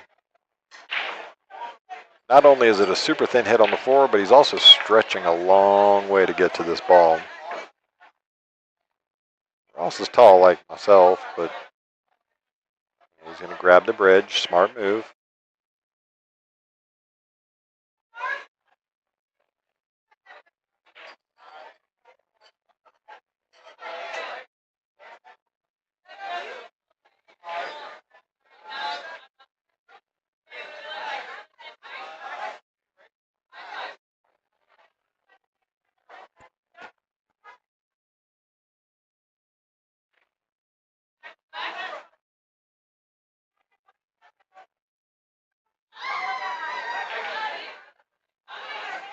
All right, so perfectly on.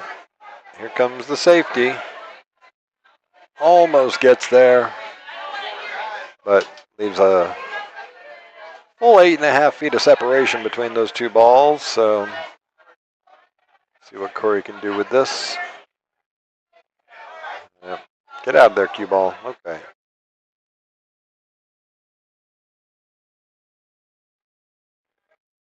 It's fortunate. It comes off the point there. A lot of the times that thing will come off the point and just rest right up for your opponent. Corey got a nice fortunate roll there that all he's left on here really is the bank or the safety. Ross might take this bank on. One railer in the bottom left corner. He's going to hit it just a little short. Gets in a ridiculously safe spot.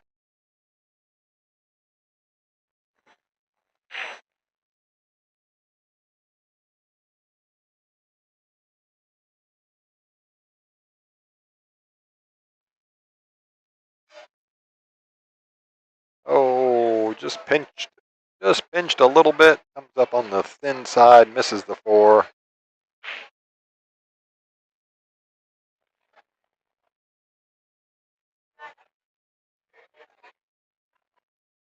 Ball in hand for Ross. Just going to make the 4 in here, send the cue ball up this way. Anywhere in here is good, Ross. Just want to leave yourself a little angle, one way or the other, doesn't matter, to get onto that 6 ball. It's frozen to the rail over there just north of the side pocket, so.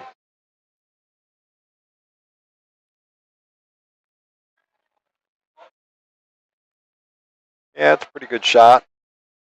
Maybe a little flatter than he wanted, so draw stroke coming.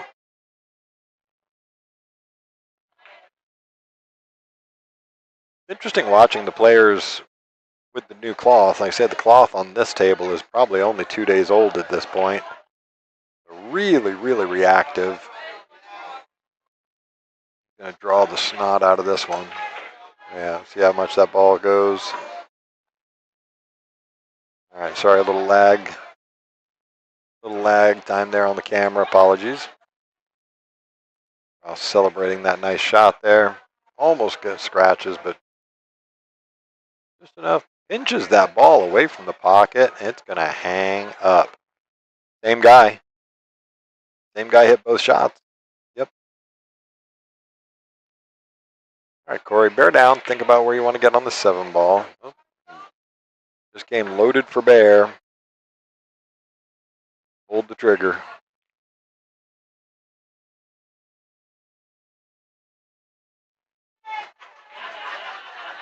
Oh, nice bank on the 7 ball.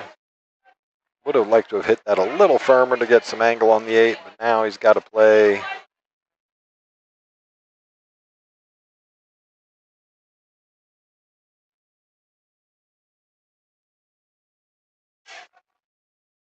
Okay, opting for the kick shot there.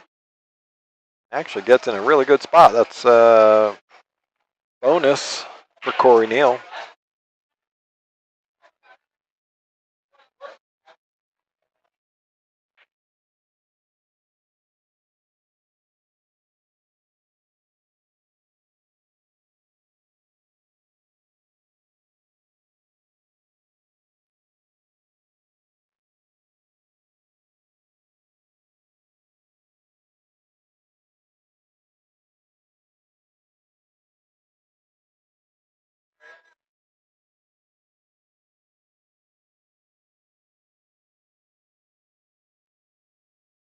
All right, Ross trying to figure out what he wants to do with this. Just separate them long rail to long rail. Send the 8 ball over here, send the cue ball right there.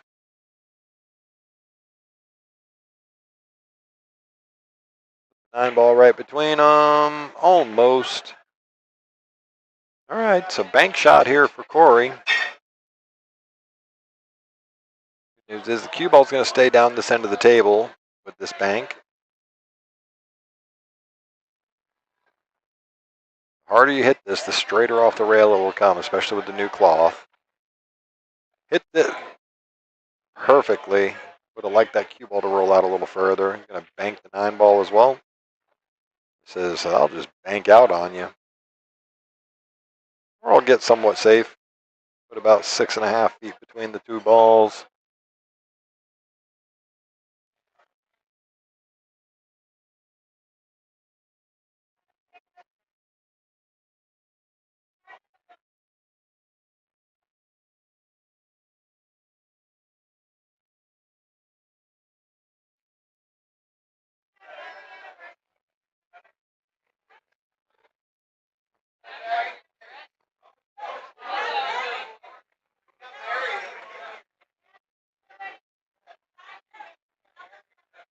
Ross having a little banter back and forth with Ray Tull, our tournament director.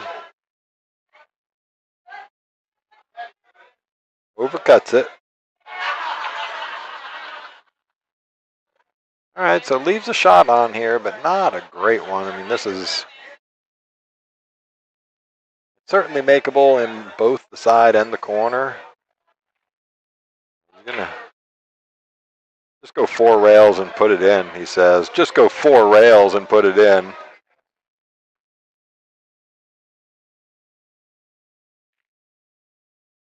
said, that's okay, I'll just go 4 rails on you.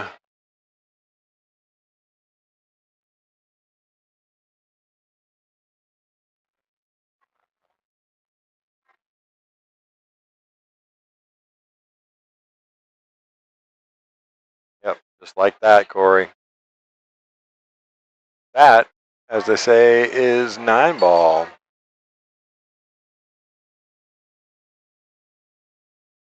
Got that a little closer to the start time. There we go. Okay, just wanted to save that clip.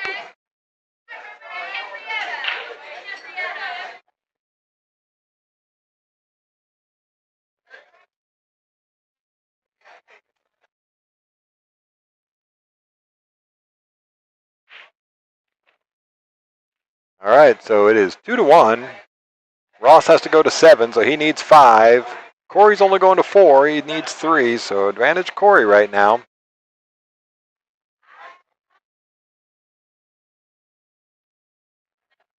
We're using these little break cloths, just with the cloth being brand new.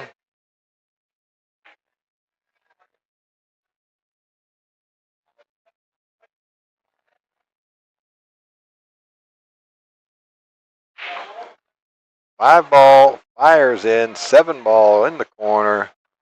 1 ball is going to get into a pretty safe location. Sorry, Ross. 2 balls on the break there, but does not have a good look at the 1 ball. It's wide open.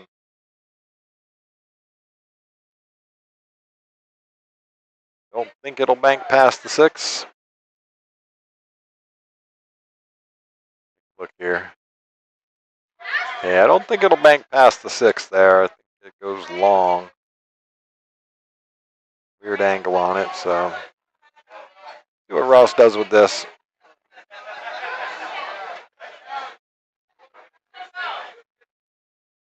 Yeah, it does not. He actually hit it in a pretty good spot there in the 6 covering that 1 ball.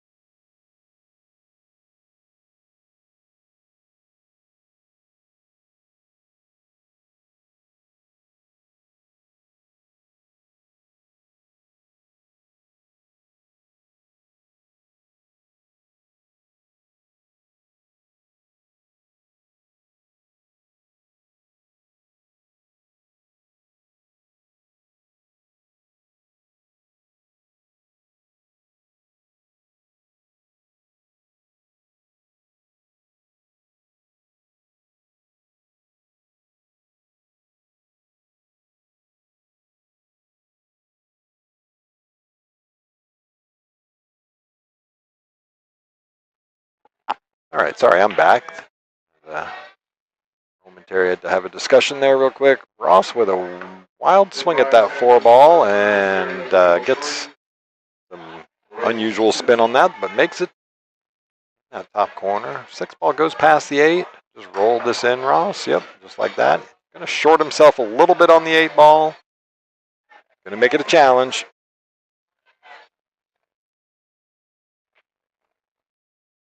And thanks for hanging out with me here tonight at Skinny Bob's Billiards on a Tuesday night. A little special production of Skinny Bob's TV for you.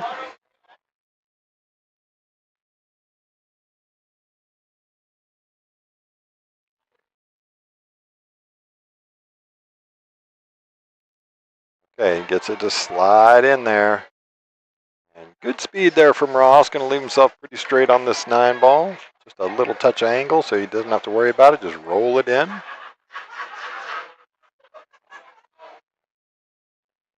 Yep, center pocket.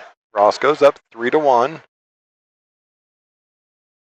So Ross needs 4. Corey needs 3. We're going to get Corey to break again.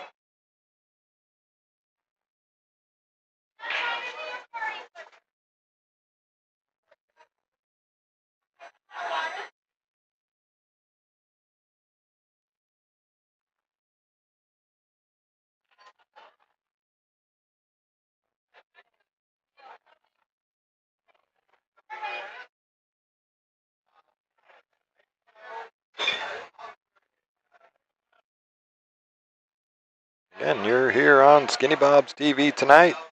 Hanging out with us on a Tuesday night, watching Ross Brookshire and Corey Neal playing their BCA match over here on table number 1.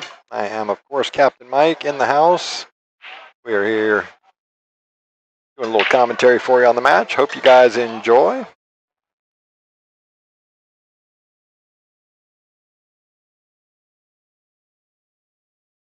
But yep, with the new Claflin table, I'm just watching around the room as well at the same time. It's funny to watch people struggling with the speed. It's going to take a couple weeks for this cloth to bed in, but nice to see it done. Getting ready for the Texas Open coming up.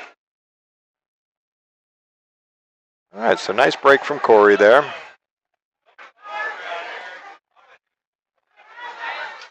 With a good-looking shot at the 2 ball. He's just waiting for, let's take a look at this break real quick. Yep.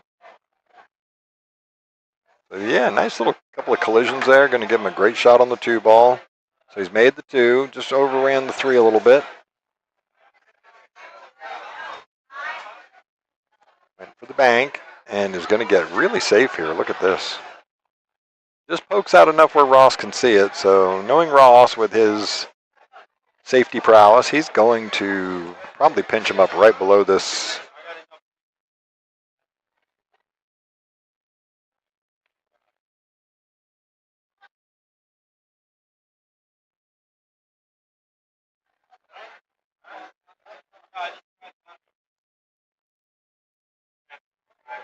So Ross just figuring out where that 3 ball is going to go off of this. Just going to try and hold the cue ball right there behind the 8, I think.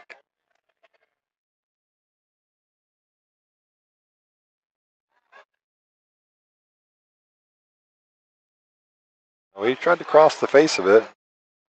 Kind of sure why he went there. That was.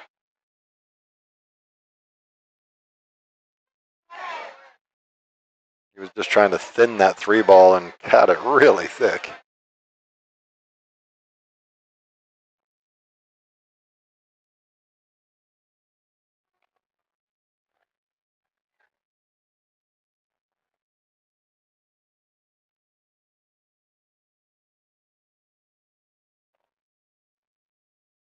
All right, so Corey misses the safety there. He was trying to get in behind the 7 ball, I think. Going to leave a shot on for Ross. A little tough one, though, bridging over this 8 ball.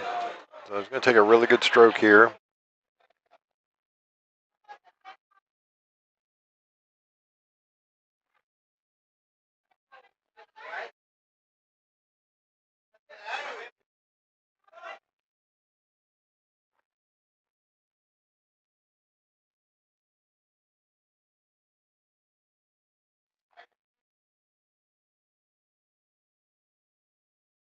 Awkward cueing angle.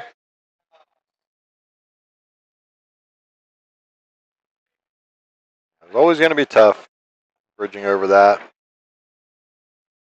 All right, so he's going to leave a shot on here for Corey. Have to thin this 4-ball in. Should be able to get enough spin on this to get between the 7 and the 8. Oh, just pinched it a little bit. That's unfortunate, Corey. Need to be a little bit thinner. All right, he's left the 4-ball on for Ross. Ross can just drift this down below the 5-ball, shoot the 5 in the same corner.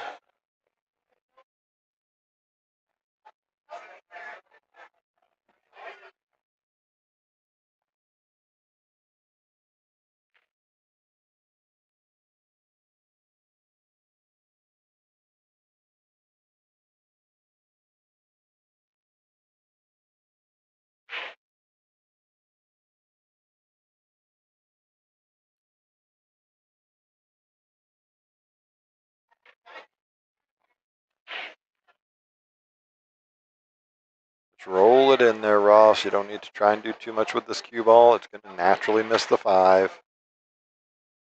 You just nudge the 5. That's okay. You're going to be going north of it. Yep, just like that. Nice little angle on the 5-ball now. He's got choices. He can go forward, go 2 rails around and shoot it into the left side. He can draw it back out.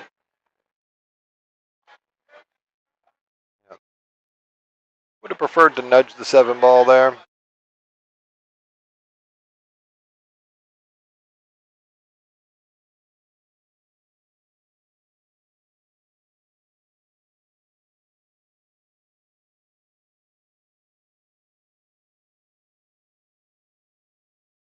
Score is currently 3-1.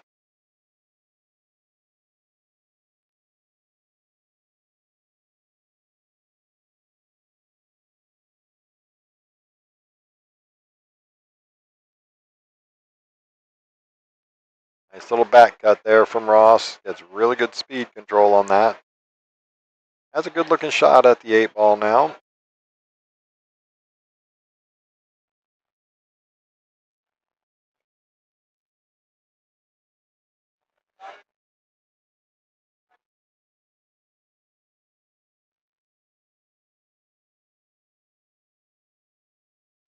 Shorted himself on this 9-ball, but no problem. Cuts it in. That's going to make it 4-1 in favor of Ross.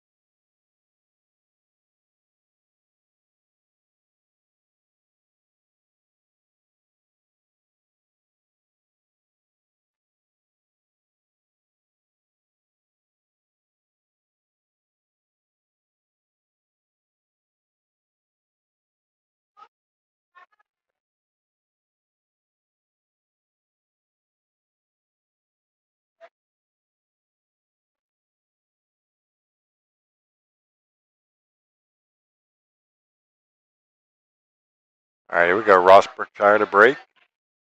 Leading 4-1 to now we're just a straight race to 3 between the two of them. the wing ball, loses the cue ball down table a little bit, but the one ball is going to drift out just nicely for him. Weird little cluster going on down here with this lot, so I'm not sure what he's going to do with all that. Back cut this one ball, you're probably going to run into the 4 with the cue ball.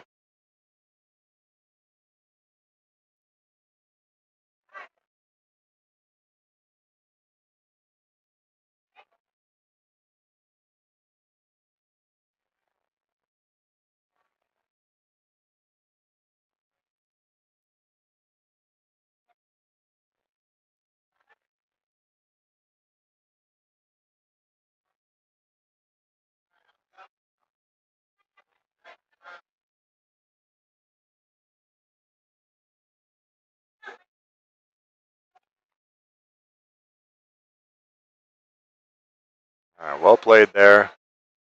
Going to leave a thin edge on this one ball for Corey to see. You can cross the face of this one ball, send the one down the table and back up. Oh, he just got it a little thinner than he wanted. But that's going to work just fine.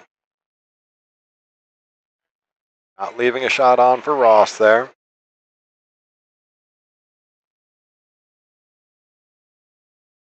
Last call for the kitchen. Last call for the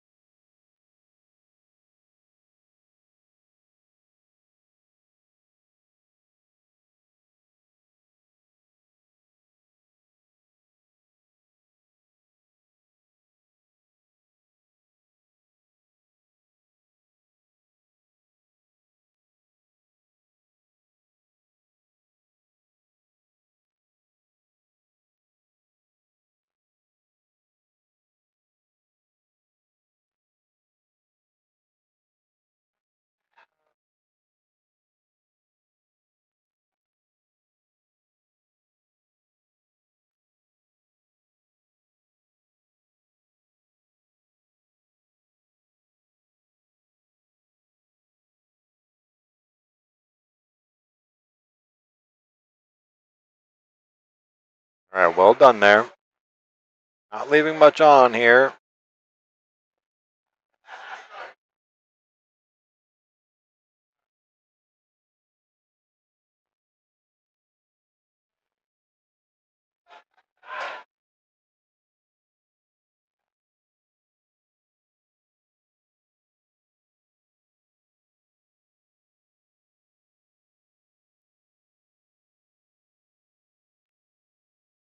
Ross is looking to see. You can see the thin edge of this one ball, so he's going to go running into the 9 ball when he hits this.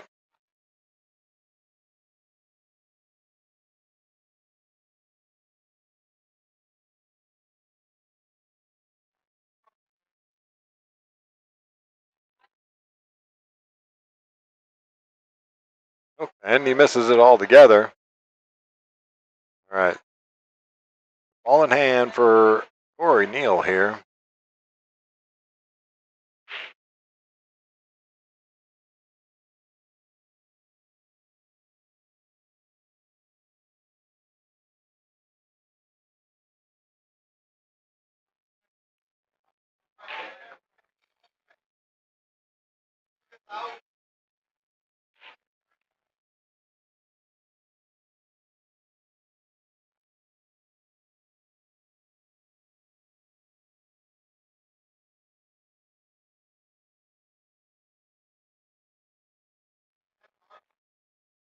All right, so now he's got a shot on the 2 ball here. He's going to cut it into this top right corner.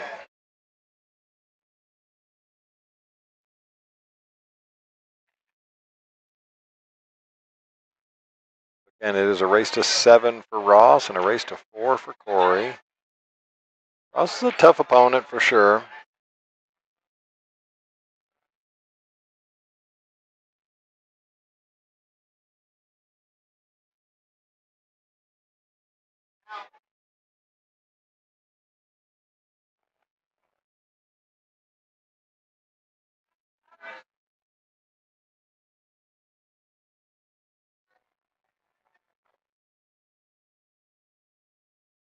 Went for the bank.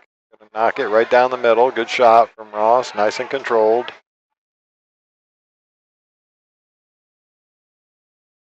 Off the one rail with the 5 ball. Yep.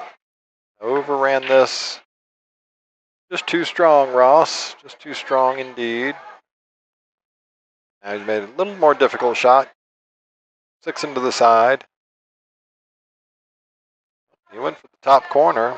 Surprise. He was going to hold position for the 8, I guess. The other side of this is you're forcing Corey to shoot the 6 in the top corner there, and getting back to this 8 ball, you just have to spear this thing in with draw. It's a really tough shot.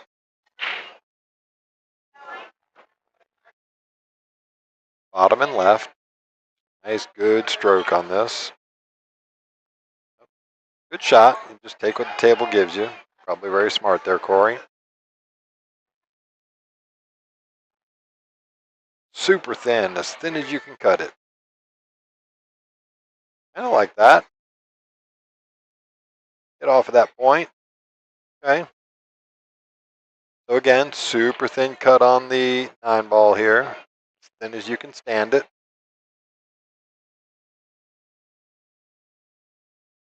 Put a good stroke on it.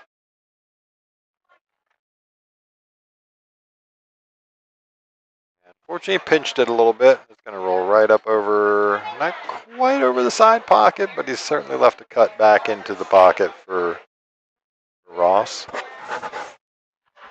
So a little unfortunate. Made a really good shot on the 8 ball. Just didn't quite get far enough down the table to make the 9 ball easier.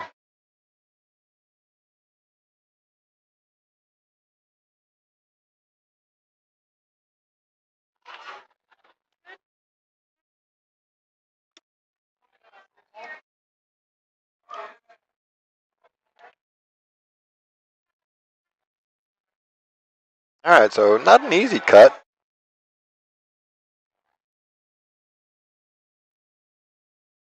It goes. It's just got to be really thin. Real easy to bunt this thing right into that point. So yeah, Ross handles this.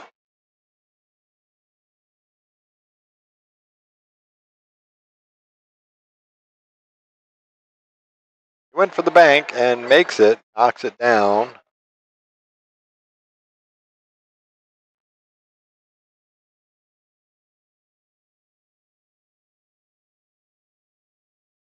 That's going to make it 5-1 in favor of Ross. Ross needing 2, Corey needing 3. Corey to break.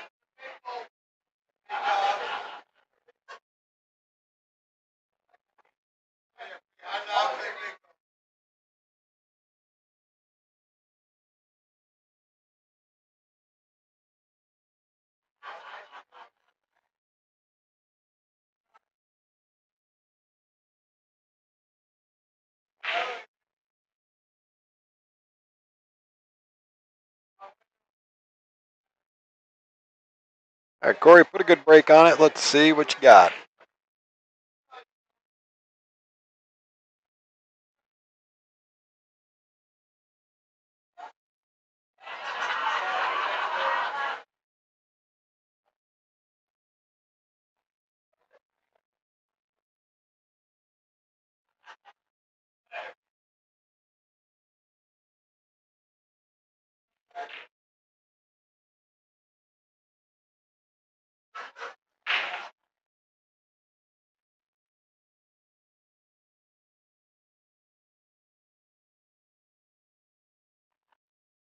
All right, so he makes a ball on the break. Not much of a shot on this 1 ball, but you're at the table and you have control, so play it to your advantage. You can bank this 1 ball down by the 5-7. Try and hold the cue ball up behind the 8. Really tough. Just went loaded for it. Gonna get that thing dropping right down there perfectly for Ross.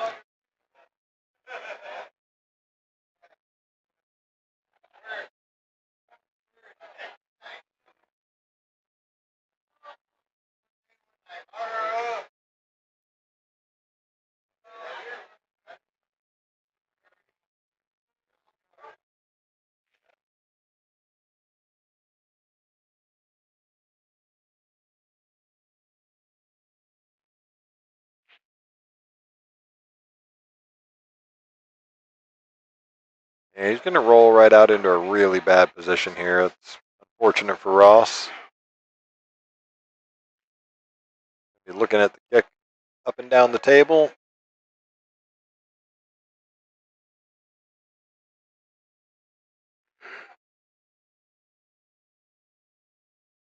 Gonna take the kick into the safe. He can see through this. He can see through that gap. Maybe a really tight. Wow, what a shot from Ross. There's a ball there, Ross. There's a ball right there. Just in case you didn't see it.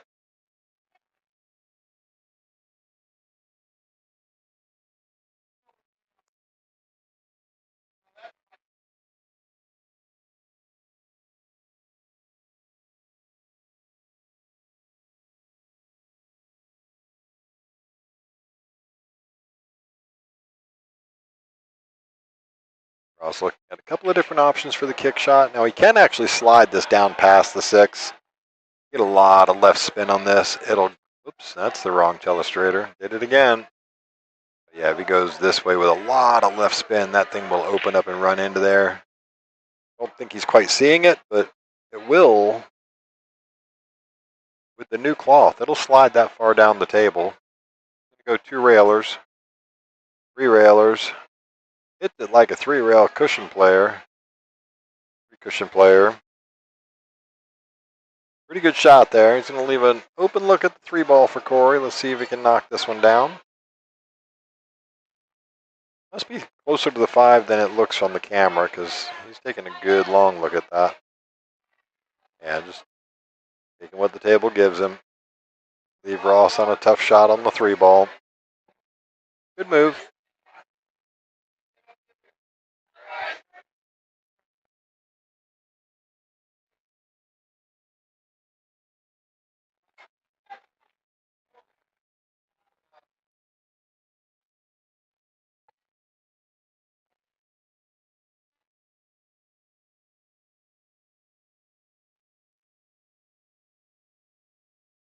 Okay, Ross on the 3 ball.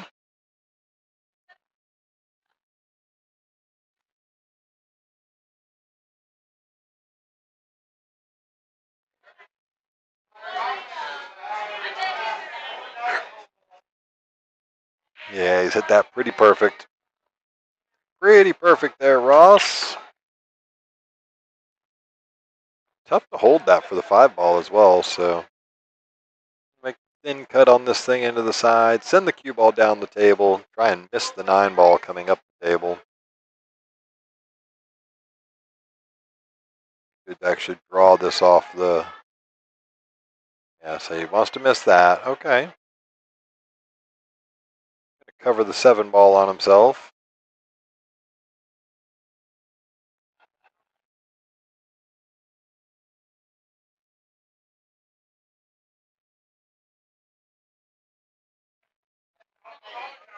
Look out. A lot of action on that cue ball.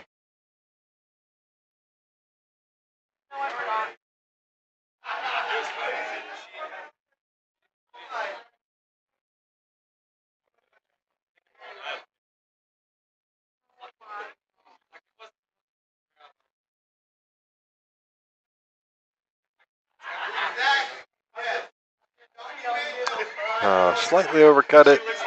It's a little unfortunate. Low down cue ball. Grab some cloth and stop, will you?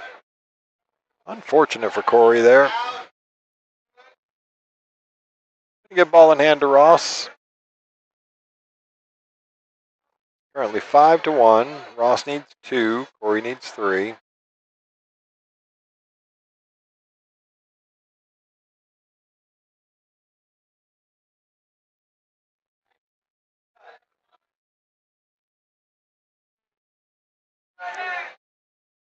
Anybody that's played pool at Skinny Bob's Billiards and knows Ross Berkshire,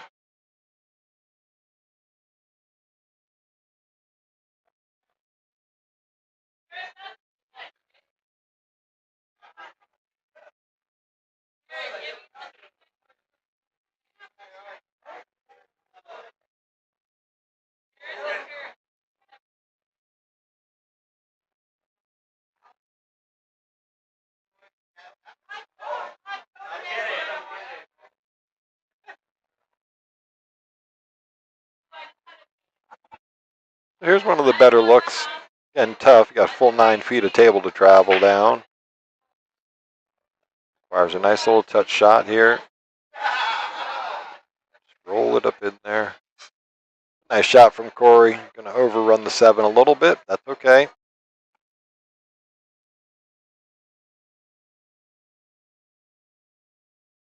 Beautiful. Excuse me. Beautiful shot there from Corey.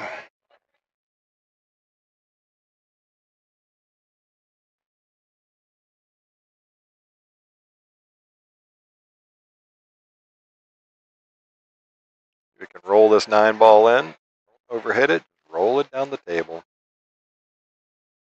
Oh, overcut it, don't scratch. Ouch. Really unfortunate for Corey there. Ross going to need one more. I will say this was a beautiful shot on that 7 ball.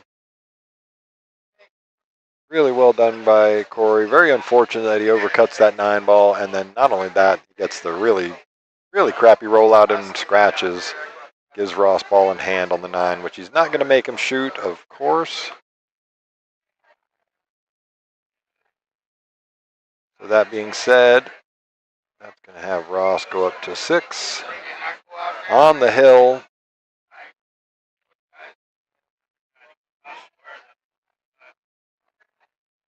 Ross Berkshire to break. On the hill, needing 1. Corey needs 3.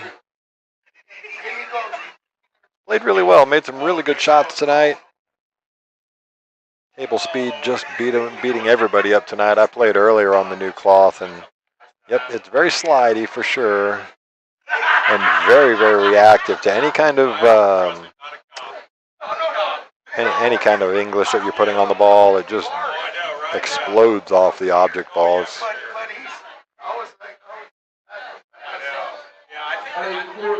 Some people think that about me. Just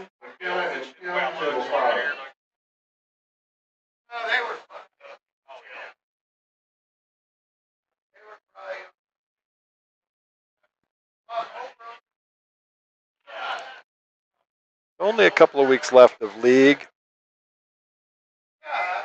Getting ready for playoffs in September.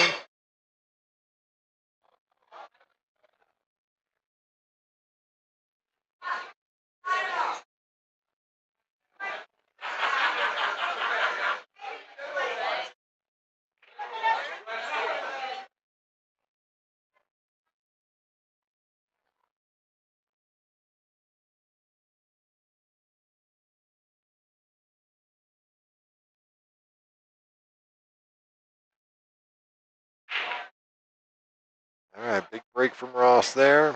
Makes a ball on the break. Makes a couple of balls on the break. Open look on the 1 ball here. Just cut the 1 ball in. Let the cue ball drift up off the... Or he's just going to step away for a quick moment. We'll be right back with the action here. Again, really nice cut shot on that.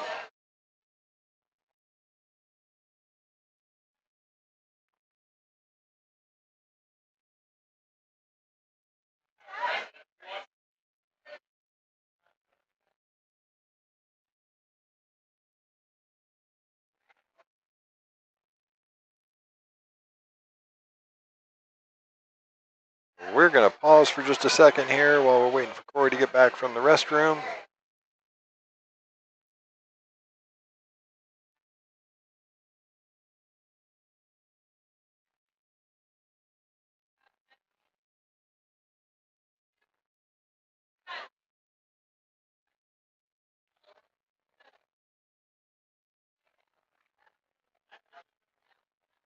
I'll be back as soon as Corey gets back.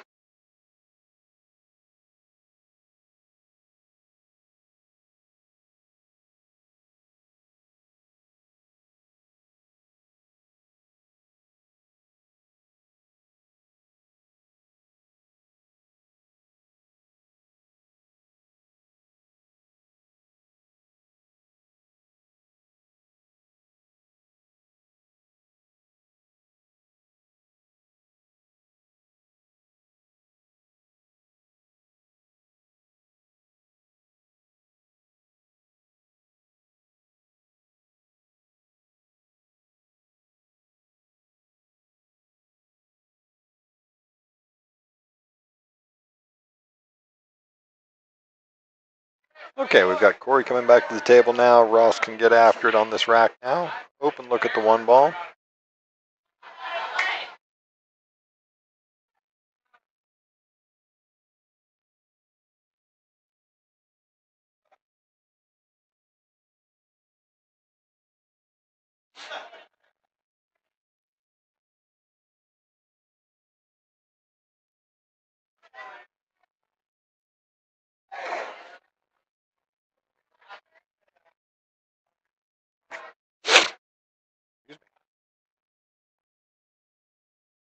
All right, settling down over the one ball. Just a little right spin. Gets it to slide in. That new cloth helping him out there.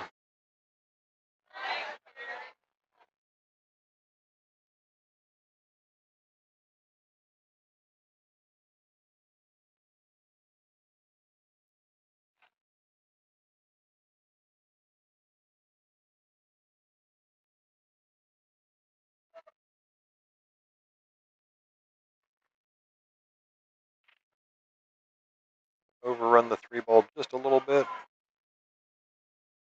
Couple of good shots needed here. This is a tough one. The scratch is definitely on. You got to get this cue ball moving up the table real quick. The players will try and draw it off of this three ball, but you still tend to lose it to the north. So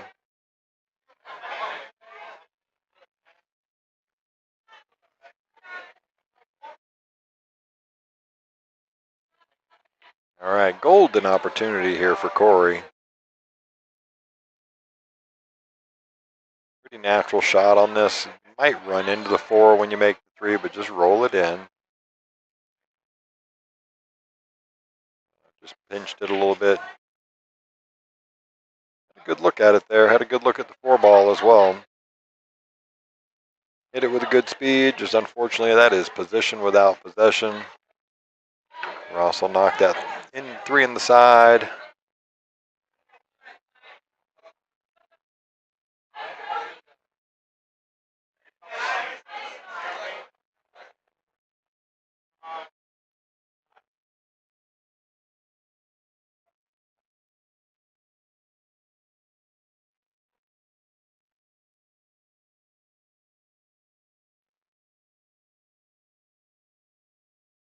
Big overstroke there from Ross. Gonna stop. It's gonna stop for him. Bank shot on the 7 here.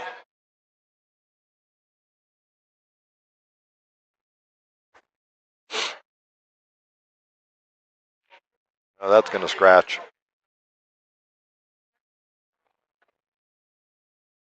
All right, ball in hand for Corey.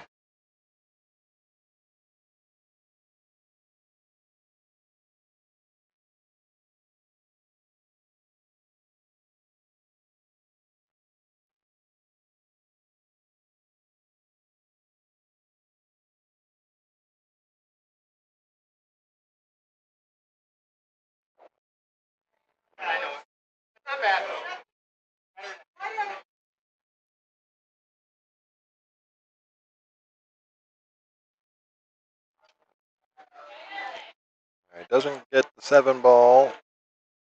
Doesn't leave Ross anything easy. Ross might try to bank this long down the table. Play the safety here. Down on that rail, Ross.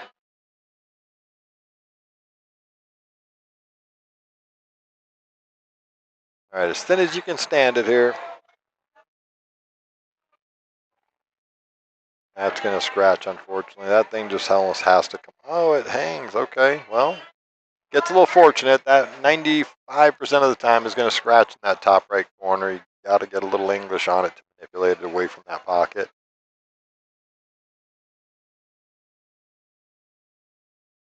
If Corey can just spear one in here. Wrong one, Corey. Unfortunate. Ouch. That's going to leave a mark, I think. All right, unfortunate there for Corey to scratch on that one.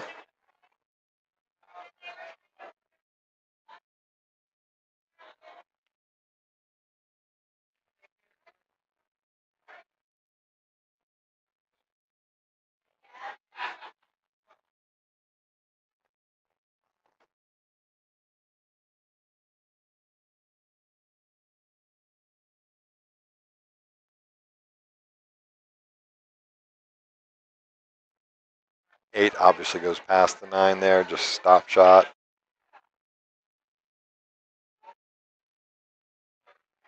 Yep, and then just dead straight on the 9 ball.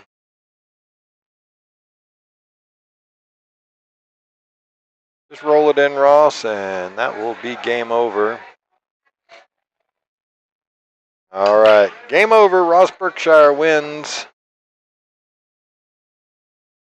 Gonna take that one down, 7-1. That will be the match, folks. All right, well, I hope you've enjoyed the match. We had a couple of unfortunate rolls there, and table speed definitely got him. Hopefully you guys have enjoyed the match. Go back and watch some of this and learn from it.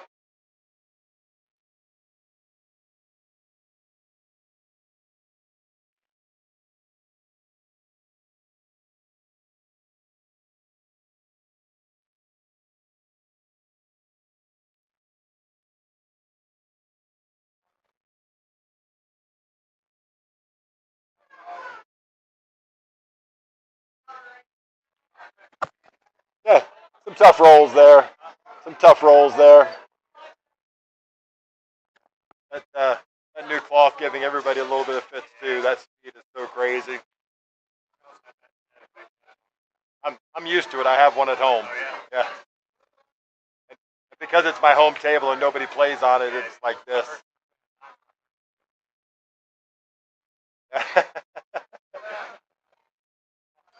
Yeah, diamonds, man. Diamond tables are tough. Good shooting though, brother. Did you win your first one? No. I was playing. I didn't get to see it. So.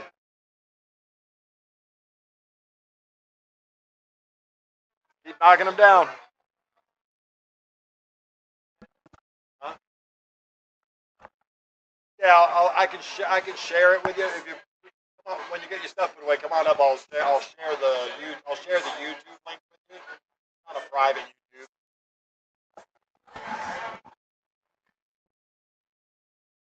All right, folks. Well, that's going to do it for the night. So we definitely appreciate you hanging out with us for the special episode of Skinny Bob's TV here with Captain Mike. Nice to see Corey Neal get to play a couple of matches. And yeah, there you go. Hope you've enjoyed. And good night.